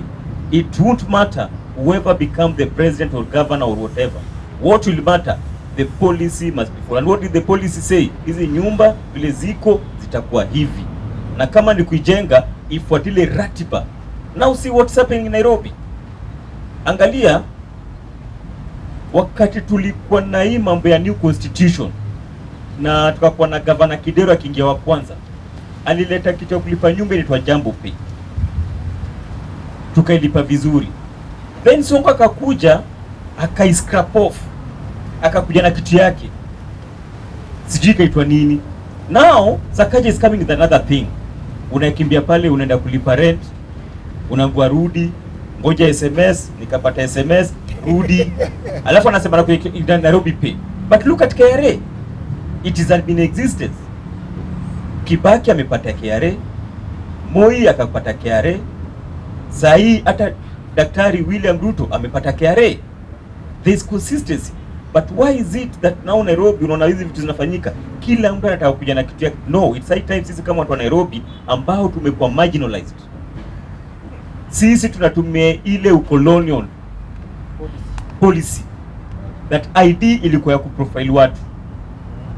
Kwa maana hata umezaliwa Nairobi, na mimi lazima kusema hiyo kitu, hata umezaliwa Nairobi, nyuma kipande lazima uandike kwa wazazi wako. Pale hata hujaikanyaga utajua nini wapi. Mimi supporter wako. Mimi naitwa Omondi. Wewe utaniita mimi Mjaluo. Pengine mimi ni hata naongea Kiportugizi, hiyo Kijaluo hata muisikiaga tu. But sasa jina inani profile, unaona? So it's high time sisi wale tumezaliwa. Lakini unapata mtu kama Michael Joseph, si ni mtawinga juu sasa ni Mkenya. Sasa ametoka Siaya ama ametoka Githunguri ama ametoka Mombasa ama wapi? Yeye makazi yake ni Nairobi, unaona? So it's high time sisi kama watu wa Nairobi we fight for our rights. We are being marginalized. Si ndio minority hapa Nairobi. Nataka kuongelea kidogo kuhusu kitu inafanyika na mambo ya gorofani bondeni. Juu gorofani pia makes it back paka ndani because uko kuanzia na 61 kuendelea. Yes. The people that you have elected in these offices, they don't have interest of the Nairobians at heart. Look in the last election, almost all of them, Sarah Kagongo, Charles Kerich, walienda kujaribu kusimama huko makua huko. Why is it that it's only in Mombasa unasikia kuna displacement ya manyumba kama Bastano walibomoa? Enda Nakuru, Liki na njua alitola sababu hizo mambo ya kuja na manyumba. Enda Kisumu, Profesa Nyang'nyonga amejaribu hivyo. Mbona usikie Eldoret, Samburu, Laikipia, usikie hizi hata wanatema tunakuja na mambo ya manyumba tunabomoa? Why? Because those are their homes. Unaona? But hapa is because of greed. Mimi nimetoka Shago, nimechaguliwa kama MCA ama nimechaguliwa kama MP. Ni interest gani anakuwa na Nairobi na najua ni miaka 5? Wanasema tumekuja kutafuta. Tafuta shumba, but unaona sasa hiyo ndo shida. It's high time Nairobians now elected the people of Nairobi. Those people understand Nairobi better. Unaona? And na ukipata pali tribalism inakuwa inafanyika sana ni hizi area zile za cosmopolitan sana kama Nairobi. Unaona? Mtu anakuja na profile anasema hapana, si tuko hapa kula. In fact hata hii county devolution was good. But the way vile inakuwa executed sasa ukiangalia, believe me or not, everybody anakuwa elected anaangalia after 5 years lazima nitoke na kitu hapa Nairobi. Na hiyo linakuja itaua Nairobi. Mambo ya bondeni, the effect yake ukiangalia vizuri, kwanza ni hiyo leadership ile tunachagua pale. Ya pili, wanatumia mambo ya moto for displacement. Ya tatu, they create artificial should like either waweke no proper drainage, electricity, unaona, alafu wanaacha mashanties ziingie hapo ndani so that waseme, unaona hizi area zinakuwa kwa hata mambo ya condemnation pia ilikuja hapa Kaloleni, but walipata Kaloleni watu wamechanuka. Can you give us a report that states from a structural engineer, unasikia, that these houses are condemned? A qualified structure. A qualified. Si mtu hata amekuwa pale anasema tu wewe unakuja tunasema tiere imekuwa condemned. Mnaleta hizi mashanti, mnaleta garbage, mnaleta mambo artificial ya maji ndio msemee. No, these people have come for greed. The economic argument is that this land is valuable. Hii shamba ni milioni. Na kila mara ukiza mtoto akakwa kwa hiyo nyumba, kila mtu anataka kushika hiyo nyumba, kila mtu atakataki kuhama, na ameoa na anaishi kwa nyumba yako Kabisa. brain yake ifunguki. That's how this Nairobi county is behaving. Ukiona mtu anataka kubomoa the existing infrastructure, then that council doesn't want to think what happened to the land that were meant for future expansion. Kumbuka land ilikuwa kubwa. Kumbuka tulikuwa na expansion ya land. Wazungu walipotoka waliacha area mingi sana for future expansion. How come zilirevert kwa private entity? Unaona? Hapo ndo mjadala itakue, and then history haifai kuwa rubbished off, because kama una then state house inafanya nini pale? Yule ni nyumba ya mkoloni na alijenga. Unaona vile imekuzwa. Kwa hivyo hata kama afford nyumba zinataka kujengwa, you must take into consideration to whom are you building these houses for. And why? Why? And whom are you targeting? Please. Are you targeting the rich? Are you targeting those in employment? Are you targeting the poor? Are you targeting the disabled? You see, you must come with a proper definition. Whom are you targeting? Because I know in Jericho, 100% homeowners are unemployed. Come to Kaloleni. Mababu zetu walipata nyumba before independence. Wote unemployed. So what we should be talking about is a social housing. But watoto wetu wala wanakuja Jericho wala na kazi, ndio sasa wanaanza kuongelea mambo affordable housing. Hakuna vile utajenga nyumba kwanza na umesahau ku expand hospitali. Unataka kuongeza population na umesahau kuweka shule, umesahau kuweka hospitali. Unaona? Ile sewage ile inch ile ya 5 ile ndio the same inataka kutumika kwa watu 5000. Ile ambayo inatukana tu nini? What do you expect? That's why ukiamka asubuhi jamii imeshika kwa barabara hata kabla utoke kwa nyumba. Ezra, huyu jamaa amesema, na akisema hivyo kwa watu wengine wataona huyu ni mtiaji. Amesema Isilini slum. The same drainage ndio inaserve hizo nyumba zinajengwa za ghorofa 100. The same drainage. The same drainage ile ilikuwa hapo ya wakoloni ndio hiyo iko hapo. Kwa hivyo akisema Islam, watu wengine watakasirika sana, lakini Isili ni slum. Let me tell you, not only Isili, Nairobi generally 80% is a slum. We are living in a slum. Ngoja flood itoke, mvua ikinyesha. See, we are living in a pathetic. Nairobi is sick. Nairobi it's high time ikwe transfer, ipelekwe other estate. Sio vile mmeka hivi, najua mmekuwa exposed na kuna wale wamesafiri. Unaona, hata pia mimi nimesafiri. Nimekuwa South Africa juzi tu. Unaona, nimeingia Botswana, nimeingia Namibia. South Africa parliament iko wapi? Cape Town.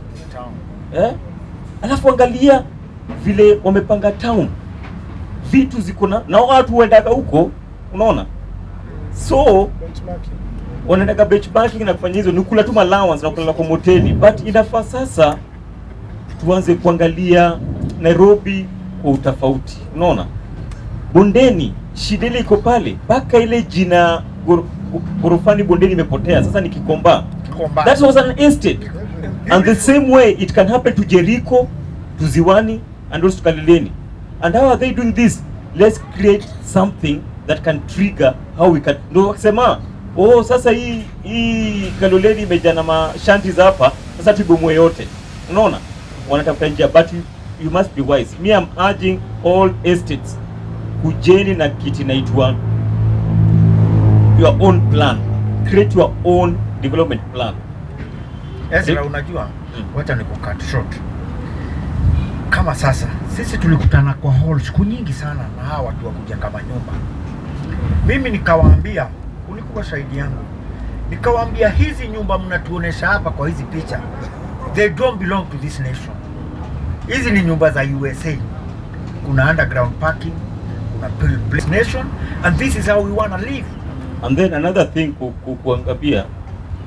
Sasa hapo ndio pia saa zingine kidogo naweza kukosoa kidogo. Not them to tell you that this is what we are going to do. It's about you, because you are the government, you are the boss. All plans or only development must emanate from you. That's why you elected these people. You elected the president knowing that he's going to bring a change. So wewe ndio unafaa kuja na plan. Mnasema unajua wale wamekaa pale, wale wameandikwa. Sasa wakikuja pale waambie hii ndio plan yetu, kama sisi wakaaji wa Kaloleni ama wakaaji wa Ziwani ama Jericho, hii ndio tunaenda nayo. Nyumba zile ziko hapa Kaloleni sasa nikiongelea ni 882 units. Wakisema tunakuja fine mna nyumba 882 units, tunakuja kuwajengeza, they are displacing you people. Remember, hao wanachukua sisi hujaza ama una watoto ama una wajukuu, unaona? So tell them sisi katika Kaloleni nyumba ni 892, but population ile hapa Kaloleni ni 15,000. How are we going to house the 15,000 people?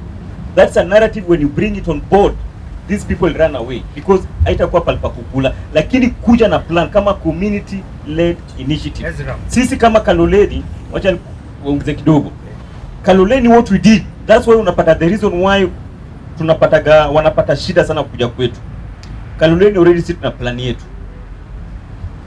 Na hiyo Dasudo unaona. Dasudo alichanua tukakuja na plan yetu. Plan ile imekaliwa na wasomi na technocrats. Wakikuja tunaambia this is our plan. Hao wanakuja nao hii ndio plan yetu. Tunaambia sasa tunafanyika majini hizi plan. Kamini na plan ile sasa inakuwa user friendly. Na katika hii Kaloleni jua tuna watu 15,000 pia wanataka manyumba. Ndio unapata hiyo topic kidogo inahepa. So it's about people. Na sisi vile tuchana watu wa community tuna hiyo, unaona hiyo leadership yetu ya Kaloleni. The way we have done. Tuliita watu wote nyumba 10, tukaita ma elders, tukaita kuna hizi ma CSV, hizi ma community, hizi vitu zote watu waweza tumiwa, tukaambia sikizeni hapa. Wakati tunaongelea juu ya mambo ya nyumba, we only need key stakeholders ni 882 units.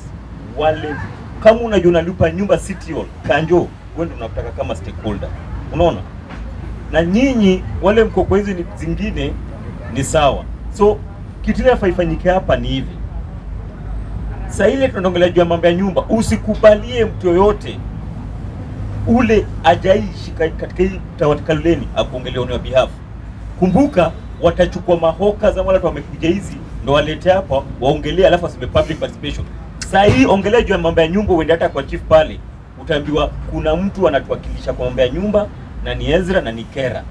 Hao ndio peke yao wanaweza tuambia mambo ya manyumba. That's how we have defeated the Ezra, umekusikia vizuri sana. Lakini wacha nikwambie, every other estate ina style yake. Sasa kama kwetu, na ajabu tuko hapa. Kama kwetu ni difficult. Kila mtu anajua kile anajua ambaye hajui. Ezra, kama sasa nyinyi mkija hapa, mkikutwa hapa ni hizo committee, the first thing najua mnaulizaga, is it public participation? Mnaambiwa ni public participation. Kwetu hatujaambiwa hata siku moja ni public participation, lakini tuna raise, tunajazwa tuliparticipate. Lakini mimi nikisimama niseme is this public participation, kuna grupu iliundwa jana ya kunipinga mimi. Kwetu ni every other estate kwa mtaa ina vitu za ajabu sana, lakini kwetu ni wasi. Let me tell you, wacha nikusaidie. Na tungeenda break kidogo, alafu tukirudi tuongelee situation ya majengo, kwa sababu majengo it's a different unique situation. Ni tofauti na hizi council houses. Majengo ni totally different, na historically ni totally different. But one of the builders of Nairobi. Nafikiria take break kidogo, alafu tutarudi tuongelee majengo, alafu sasa tuongelee hizo challenges so far tumeziraise. Show kama kawaida nifika mtaani, usikose kulike, share, subscribe. Na umesikilia topic ni housing. Bali yoyote ile huko, raise voice ya story ya housing. Ungana na watu wengine. Tunafaa tushikane sote, story ya issue ya housing inafaa iko ni more important, kwa sababu food, clothes and shelter is the basic rule of life. Hizi vitu zingine. Uko katika fika mtaani, na story ya leo pia ni bado tumeendelea story ya nyumba. Story ya nyumba ni critical, na for many years ni story haijawahi ongelewa. Na hapa tuko na wazee kadhaa kutoka mtaa tofauti na situation zao za mitaa zao na makomiti zao na challenges za mitaa zao.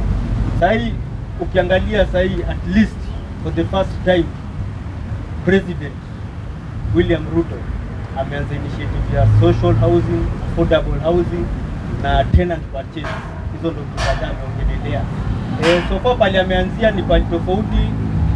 Hii committee tuko nayo ni committee ya zile estate kadhaa za Nairobi za county council, na kadhaa zilikuwa earmarked for demolition, ziletwe manyumba zingine mpya.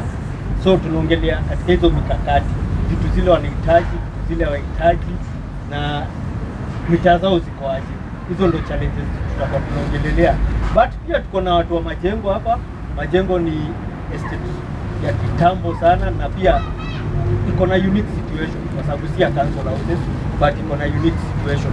Kwa masa kidogo tupatieni brief history ya majengo na challenges zenu tu kidogo. Okay. Asante tena. Kusema ukweli, sisi tumefurahia kwanza kwa haka forum kuweza kuchanua na tuchanua watu wetu. Kwa ukweli tumekuwa na shida kubwa sana kule Majengo, na hii shida tuliona kitambo sana, tukafanya hii jambo mmezungumza hapa, tukaitana kila kona, sababu kuna Digo, area Digo, kuna Gorofani, kuna Katanga, kuna Masimoni, kuna Sofia, kuna Bashi, alafu kuna Kitui, alafu kuna hii sasa ya highway. Tulijaribu tukaita viongozi wa kila area kuweza kuweka akili pamoja, tuweze kusaidiana, na kwa kweli tulikuwa na 280. Tulianza mkutano wetu kule tulikuwa tuna nafasi, lakini uzuri tuko tunaita pale kwa ofisi yetu ya Campus Justice Center.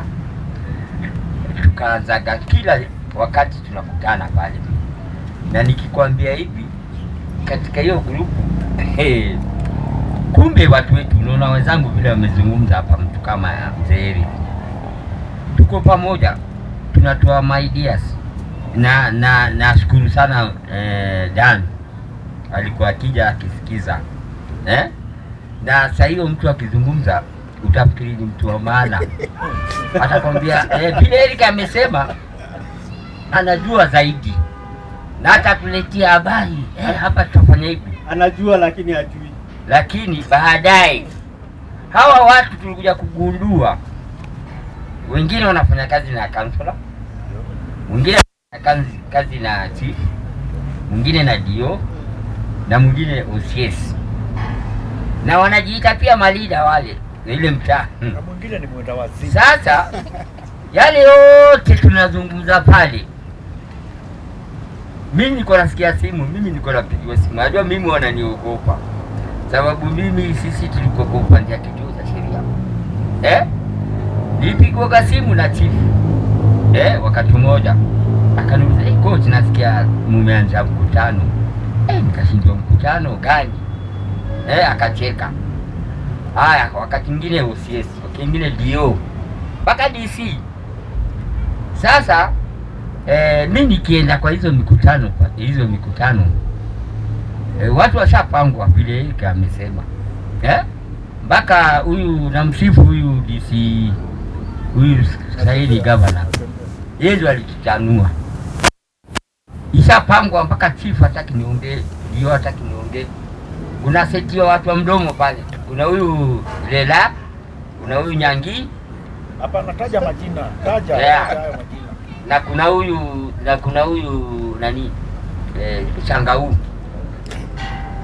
Unateweketi chini wewe, kwanza uko mara Red Cross, mara wakili, mara nini.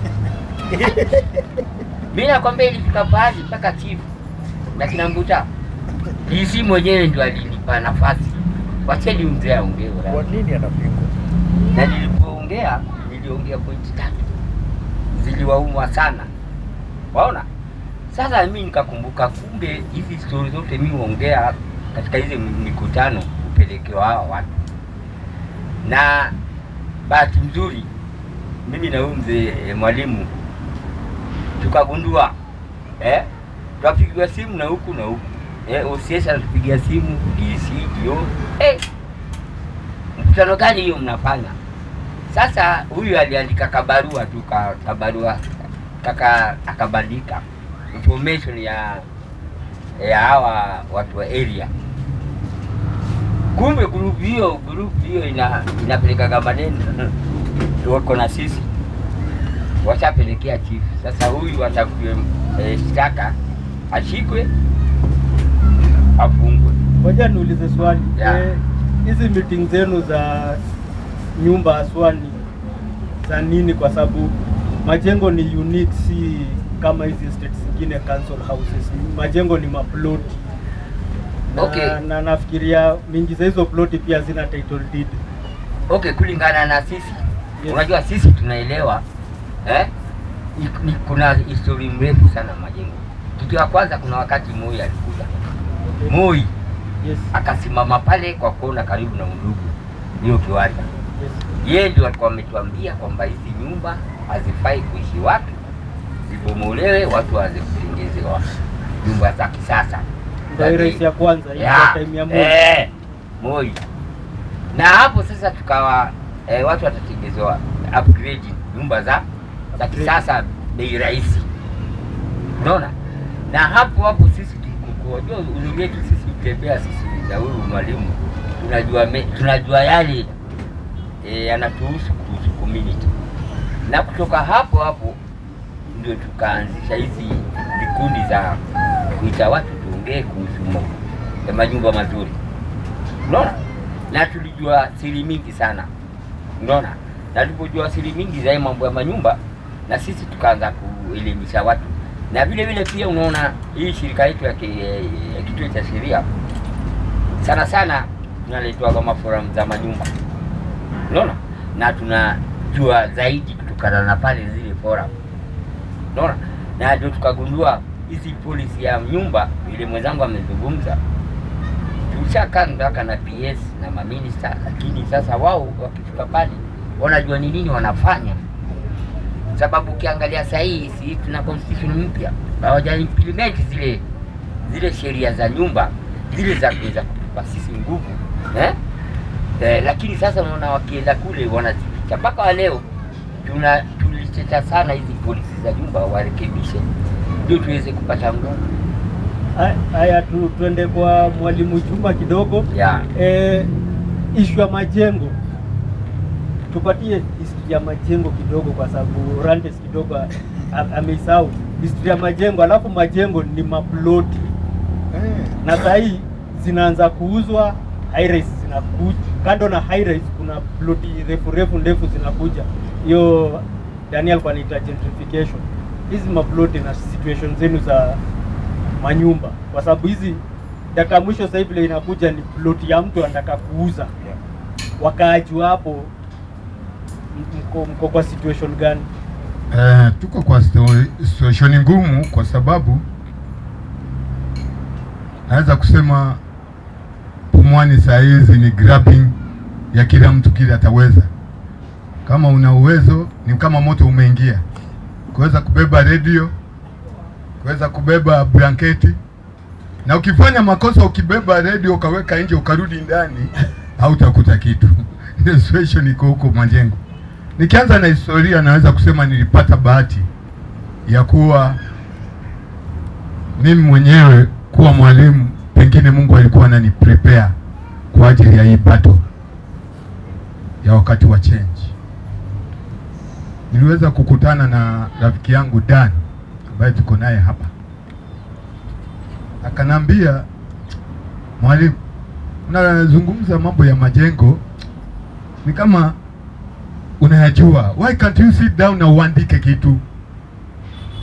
Na kuna a book I've seen in the media inazungumzia majengo. Kaangalia hiyo nikaona ni vizuri. Nikaanza kuandika historia. Kwa bahati mzuri akaniletea kitabu ambacho kimeandikwa na msomi anaitwa Ruth White.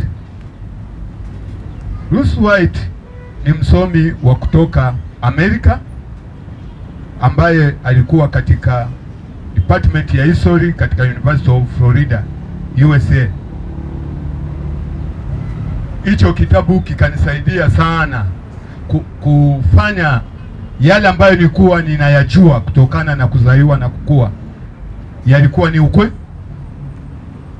na ndiyo base kubwa ambayo tumeitumia katika hii historia ambayo tuko nayo, kuhakikisha yale tunayajua ni ya ukweli, kwa sababu yamepitiwa na msomi ambaye alitoka mbali kuja purposely kwa ajili ya majengo. Hii majengo ilibuniwa 1922. 1922 ikibuniwa, ilikuwa imetoka kwenye kikao ambacho nitasoma part of the history cha 1918. 1918 Municipal Council Dialogue to align urban and rural land and rural differently concerning the land. They plan to align Nairobi for decent residents and rural area for indigenous African natives, and that decision was taken of leasing the land of the area which will be designated for these people known as laborers. And these laborers were workers of the colonial government. The municipal native affairs advised the administration not to send the former colonial servant to reserve because they were not elite to the native there. And you can imagine why, because they were people to be used. They were being used badly, these laborers. So they were not indigenous friendly.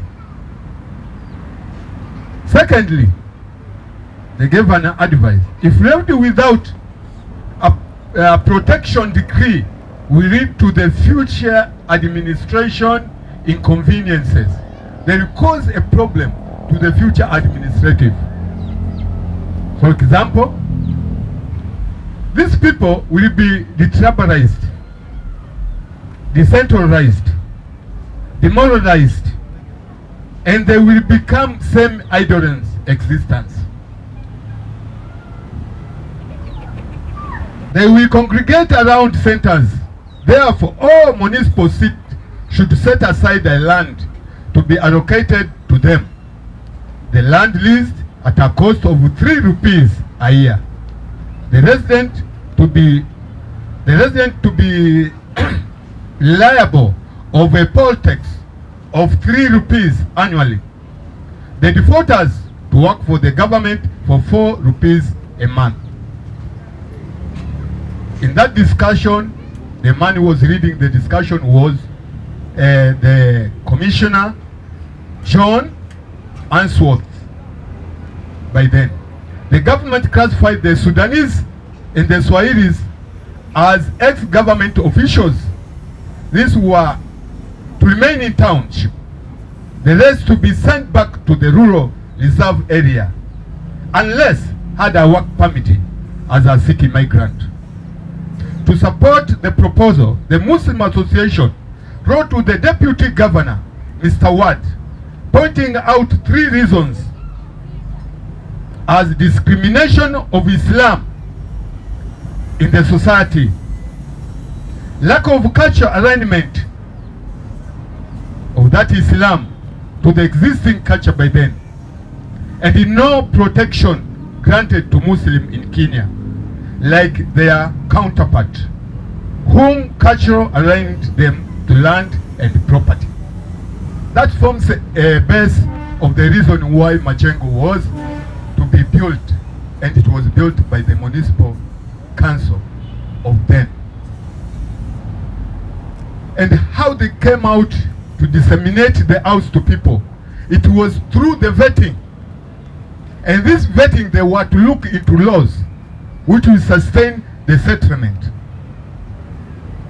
They looked in our culture laws, they looked into the secular laws which they had come with, and they found that there were no law giving a power to women to own property. As they were perusing in the Islam culture of Swahili, they found a verse in our Quran giving the women the power to own property. And they said, this is what we are going to use. And I think that is the reason Pumwani, as our elder termed it, it was known as Pumweni. This is the area where you are coming now to have a home. From that, the women were chosen, the young, at the age of 35, 25 to 35, and they were given those houses. And if you look at the administrative ways of those estates, you find that there was a law known as Yusuf Tract. A Yusuf Tract allows somebody to use, to own and use, but it does not have a right to sell. And the women were given a priority of choosing another woman when they get aged. And this person should not be from his own background or lane of families, but anybody within that setup of that house, each unit, a young lady to take over. And there were no money being exchanged. It was just a word. The old lady would take the young lady to the DC, say, now my house, I'm aged, I'm going to leave it to so and so. That way is when we came in 1960s and found that system.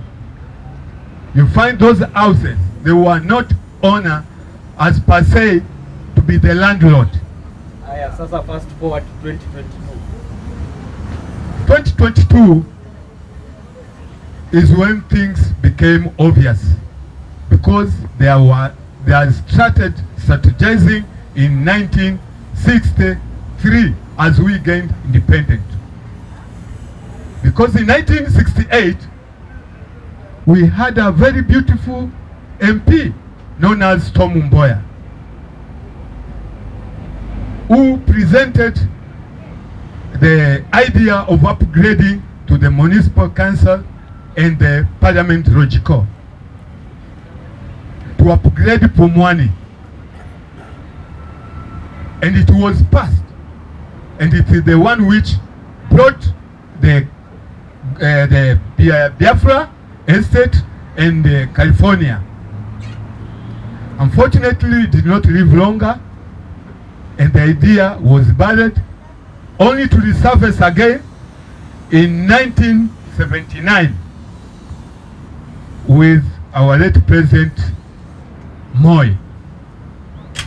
And they came with a strategy that we are going to build Pumwani into phases. Phase 1, phase 2, phase 3, up to phase 5. The whole Pumwani will be developed. The statistics were taken. Names were corrected by Nairobi University.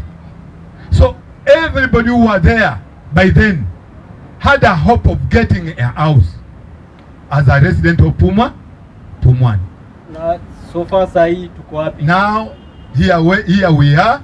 In 1997 they came with an idea of allotment. The municipal were telling us the idea of allotment was for safeguarding the land. People have come to grab land, and this land without a protection, it will be grabbed. So it is better each house to be given an allotment letter, so it cannot be grabbed.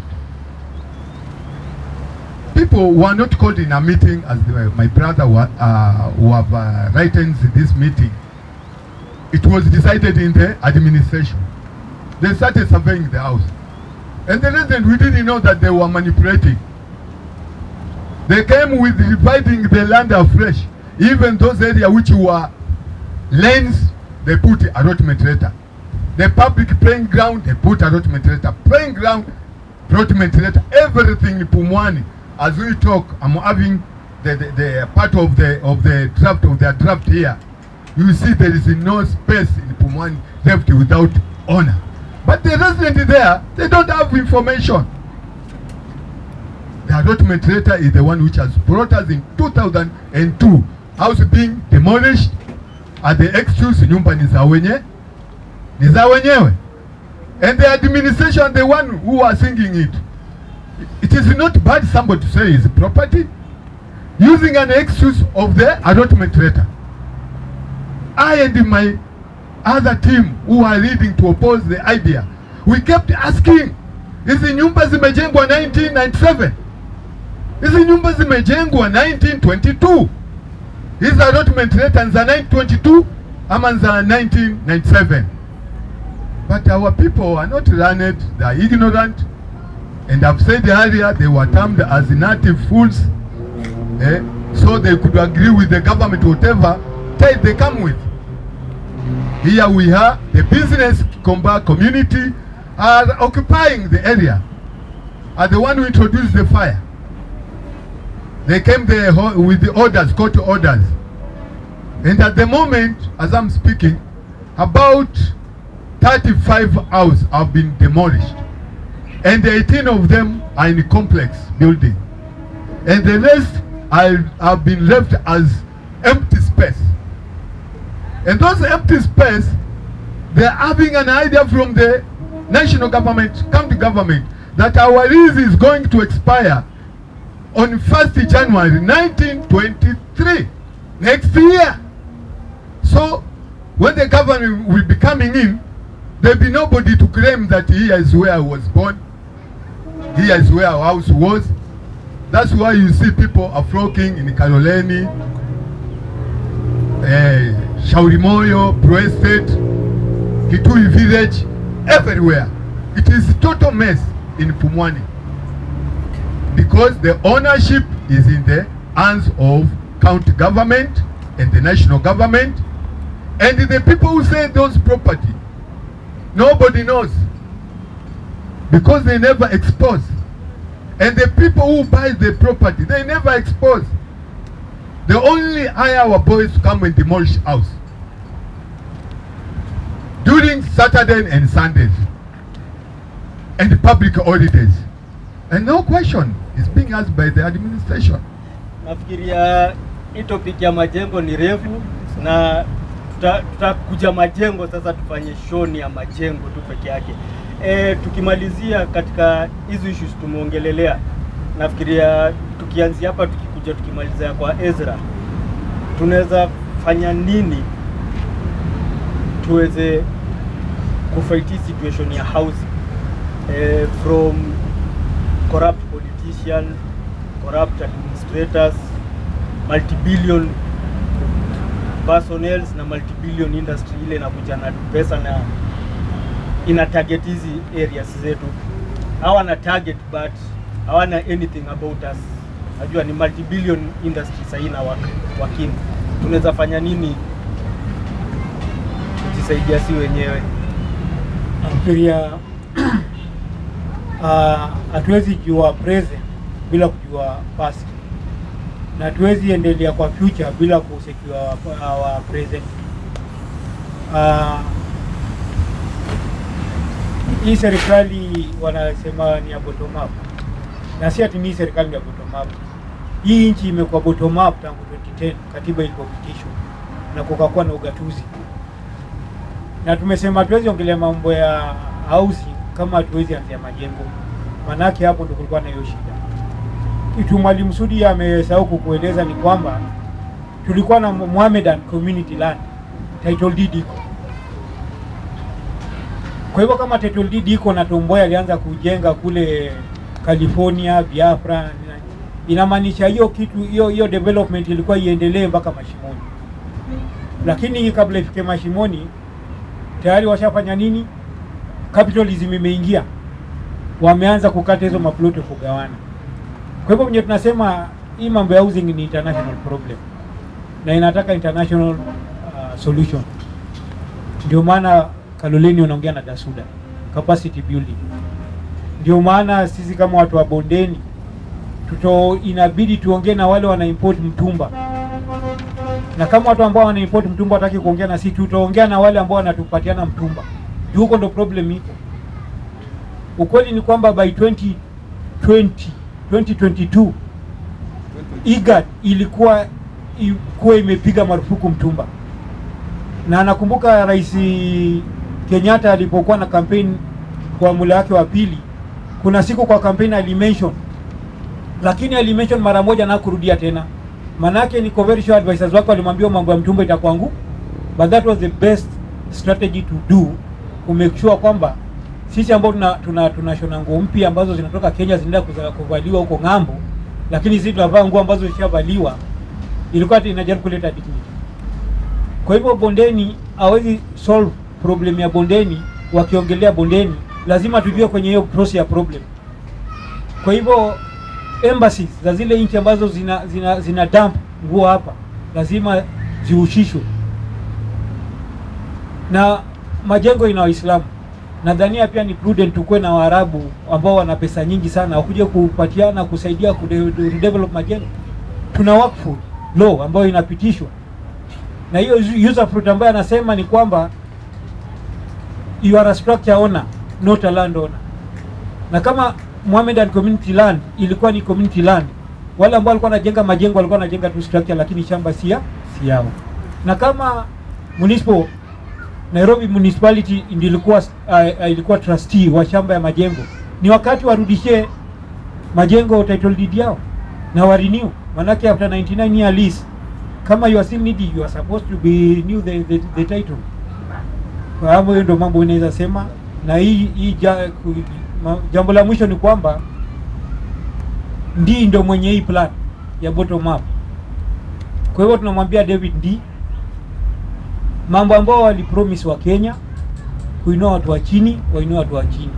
Na tunataka security of Kenya. Security of Kenya kwa social housing inaweza tokuwa confirmed na communities ikuwe allowed to control that land. Na kwangu mimi naamini ni community land trust, ambayo trustees watakuwa ni community members na wale ambao wanaweza wasaidia na capacity building. Asante.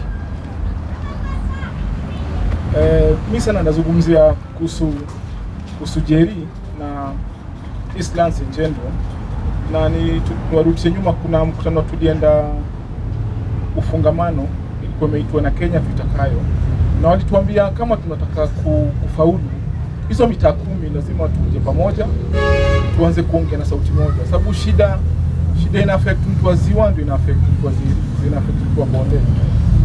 Sisi kama wazazi, unless kuna kitu si right ndani yako, ukiwa kwa TV yako unaona mtu huyo anakufanya sio, it affects you as a parent.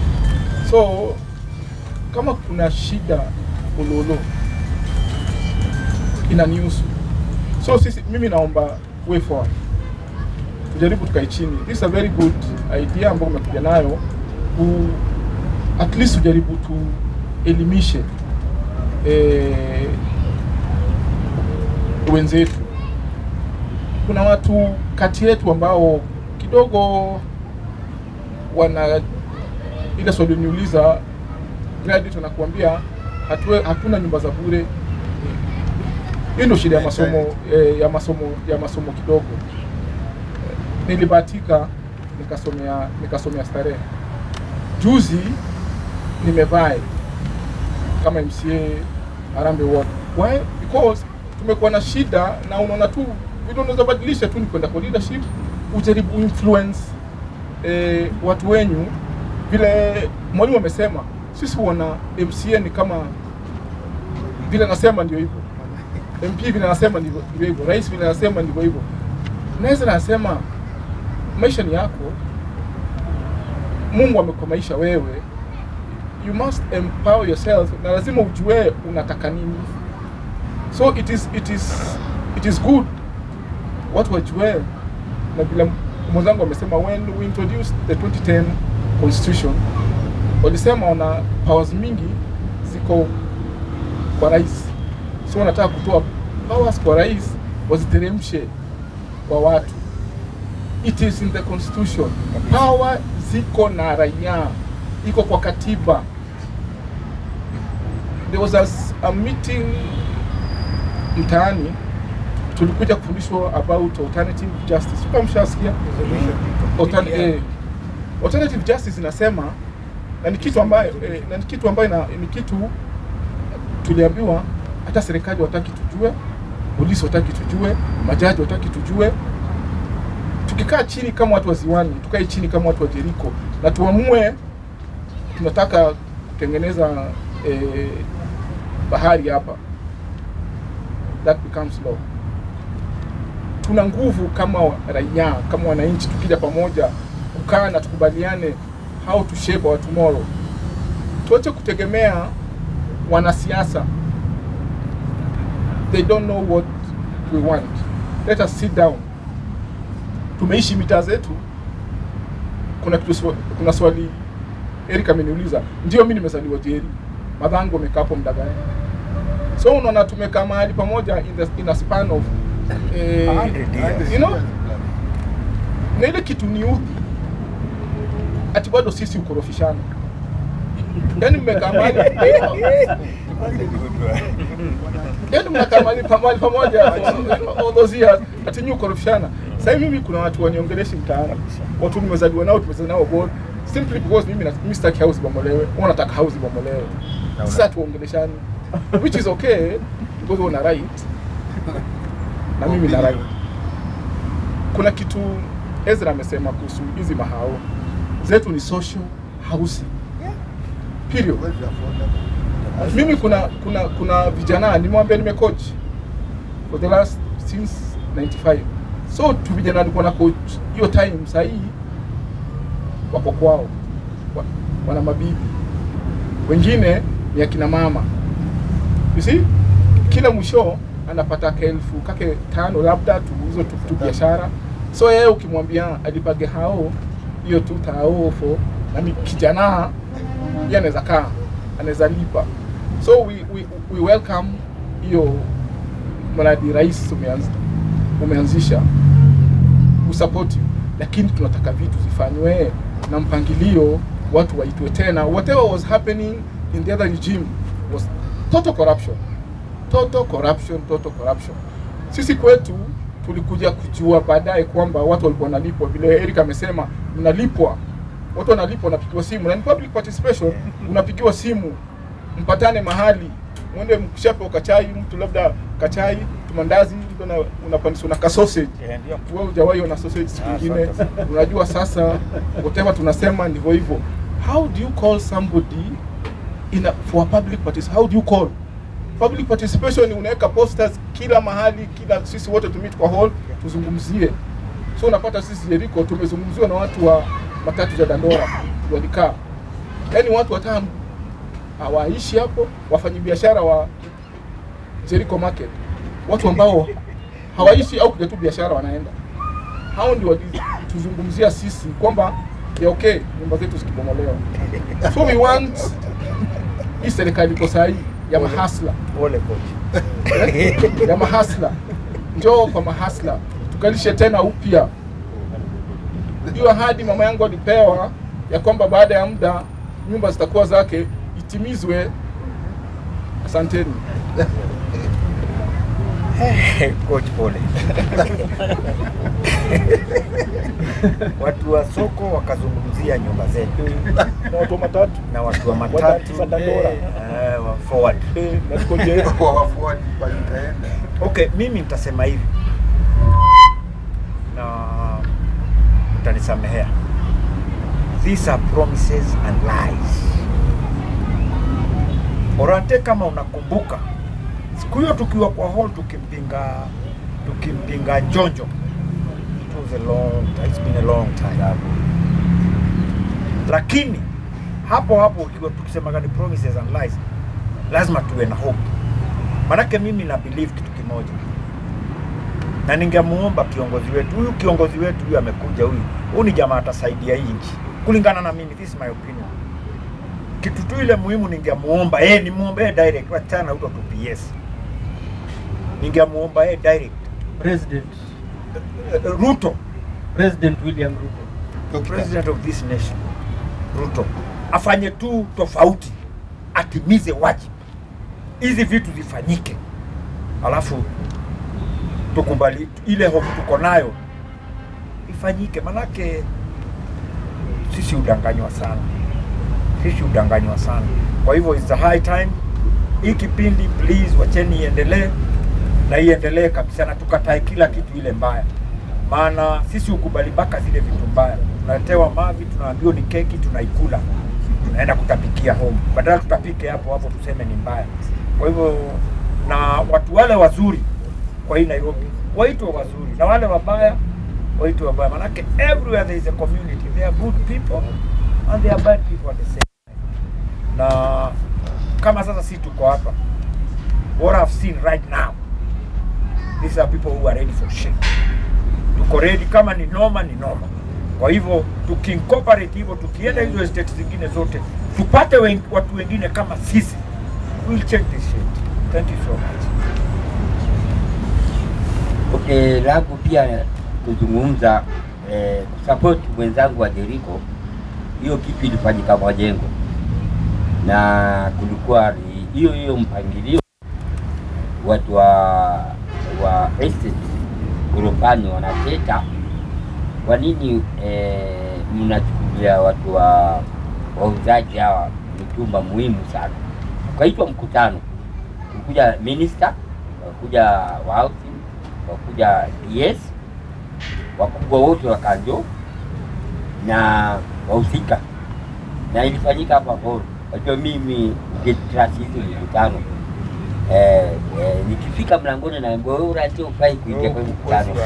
Sasa mimi huwa na bahati yangu hiyo, mambo yangu mimi ni mmoja wa stakeholder, na mimi inanibidi wanani saa ingine uitabaka ndio mimi unataka sini wakiniona unataka ingia, wanajua ile kazi mimi hufanya ni hiyo kazi. Sasa hiyo mkutano ilikuwa kubwa sana na watu wa Kikomba walijimobilize. Wanajuaga. Walikuja wengi. Watu wa Gorofani walikuja wachache kila mmoja. Ilibidi mkutano haikufanyika. So ilivunjwa. Ilipovunjwa wakaitwa watu wakaitwa. Unajua mimi niliingia kama media, pia mimi ni mtu wa media. Na nilisikia siri moja hii tunazungumza hapa, kumbe ilikuwa ishapangwa. Kwa hivyo hayo mambo yanatokea ile zingine, pia hizi vitu zote zinaendelea. Ni sisi tukae ngumu, vile Mzee Eric amezungumza. Tushirikiane, ikija huko Jericho tuiteni, tunakuja. Ngoja kabla umalizie hapo, Bondeni Gorofani, situation ya housing unasema inafaa iongelewe na watu wa estate ya Bondeni Gorofani. Exactly. Na si wauzaji. Kwa kumaanisha Kikomba imeinvade estate. Imekuwa hivyo tu differentiate. Ndio watu waelewe vizuri. Kabisa ndio nilikuwa nasema kama ni mambo ya manyumba, wakaaji ndio wanajua kiini kile kinawauma. Tuiletewe ati wewe ni tajiri wa mitumba, unakuja kwa mikutano kama hizo, unataka kuongea zaidi ya ule baadhi. Unaona? Sasa ndio tulikuwa tunasema sisi tuko tayari. Pia tuunde vile tulikuwa tumezungumza, tulete hizi forum huko mitaani, tutamobilize watu, wale watakuja wakuje, wale waje tutasonga na wale weko, na tuko tayari. Asante. Na tukimobilize, mnamobilize watu wale wanataka kufanya kitu, msimobilize every other guy. Yeah.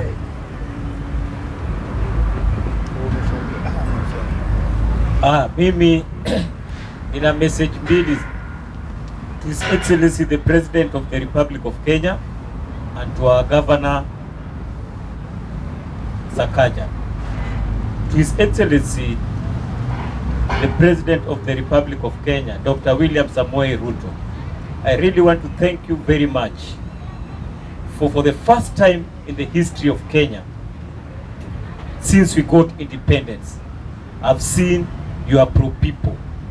For the first time, I heard you in Soweto talking and differentiating between a social houses, affordable housing, low-cost housing, and tenant purchase. I really thank you and I salute you for that, for coming out boldly and differentiating all these kind of housing types, which is a noble cause, because now people, we need to have a conversation again on how we can come up with a policy framework anchored in the law on the social housing, affordable housing, and low-cost housing.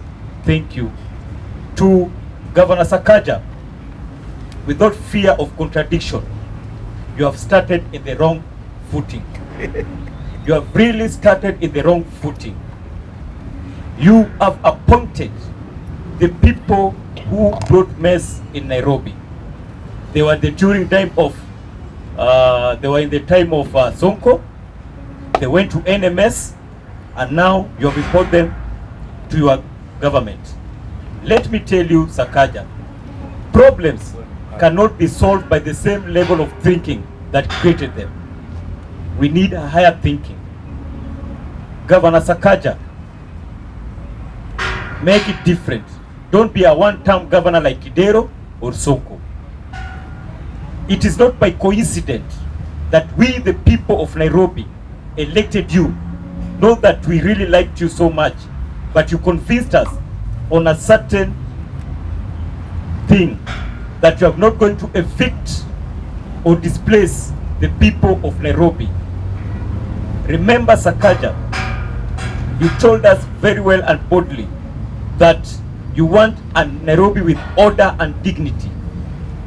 We are now telling you that whenever you are going to talk about housing, kindly involve the people who are staying in those houses, and you know them very well. Let not people decide our fate in the dining room, at the restaurants, at the conference, seminars and workshops. Let the key stakeholders who are the community to be involved in the issue of policy framework. Governor Sakaja, I'm talking to you again. Please remember, you are not better than other people who are supposed to be elected. Put in consideration, the senator of Nairobi is coming from Azimio. The women rep is coming from Azimio.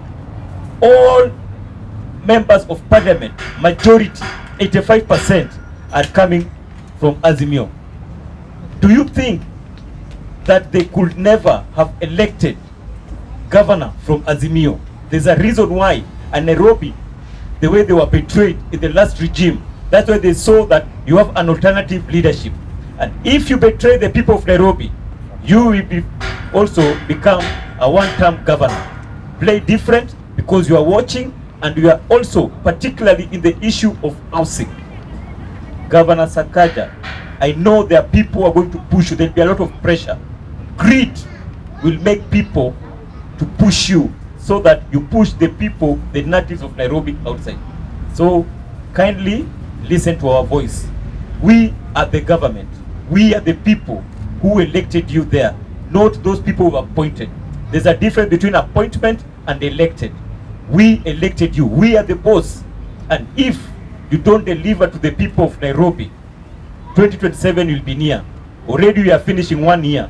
So Governor Sakaja, please come and work with the people of Islam who have been marginalized. We have been threatened. We have been intimidated. We have been having sleepless nights simply because we are being told tomorrow we may be displaced, tomorrow we are going to be evicted. Make it different. Come now with a policy. And we as the people who are staying in the county estates, what we require is now to own the houses. This promise of giving us houses for more than 25 years, which you have surpassed, and now we are going to another second century. Come and give us the home ownership now, so that we own it. And you heard it the way the Excellency, the Deputy the President of the Republic of Kenya, said it in Soweto, that after 20 years, those people will own the homes of the social housing. So make it different. Let us also own the houses, Kaloleni, Jericho, and other county estates, so that we also believe that Nairobi is ours. We never came from where, we were born and live in Nairobi. That's why majority of, especially in Kaloleni, 80% of the people when we die, we are being buried at Langata. Yeah. We don't have any other home. This is our home. I've been profiled by my name, but this is our home. We are the minority in Nairobi. Kindly listen to us, work for the Nairobi. Service delivery is the key. Don't be a one-term governor. If you want to be a one-term governor, then don't deliver. But if you deliver, we will be the first governor in the history after the promulgation of the Constitution to serve 2 terms. We want to see if you're going to break the monotony. Thank you very much. Good.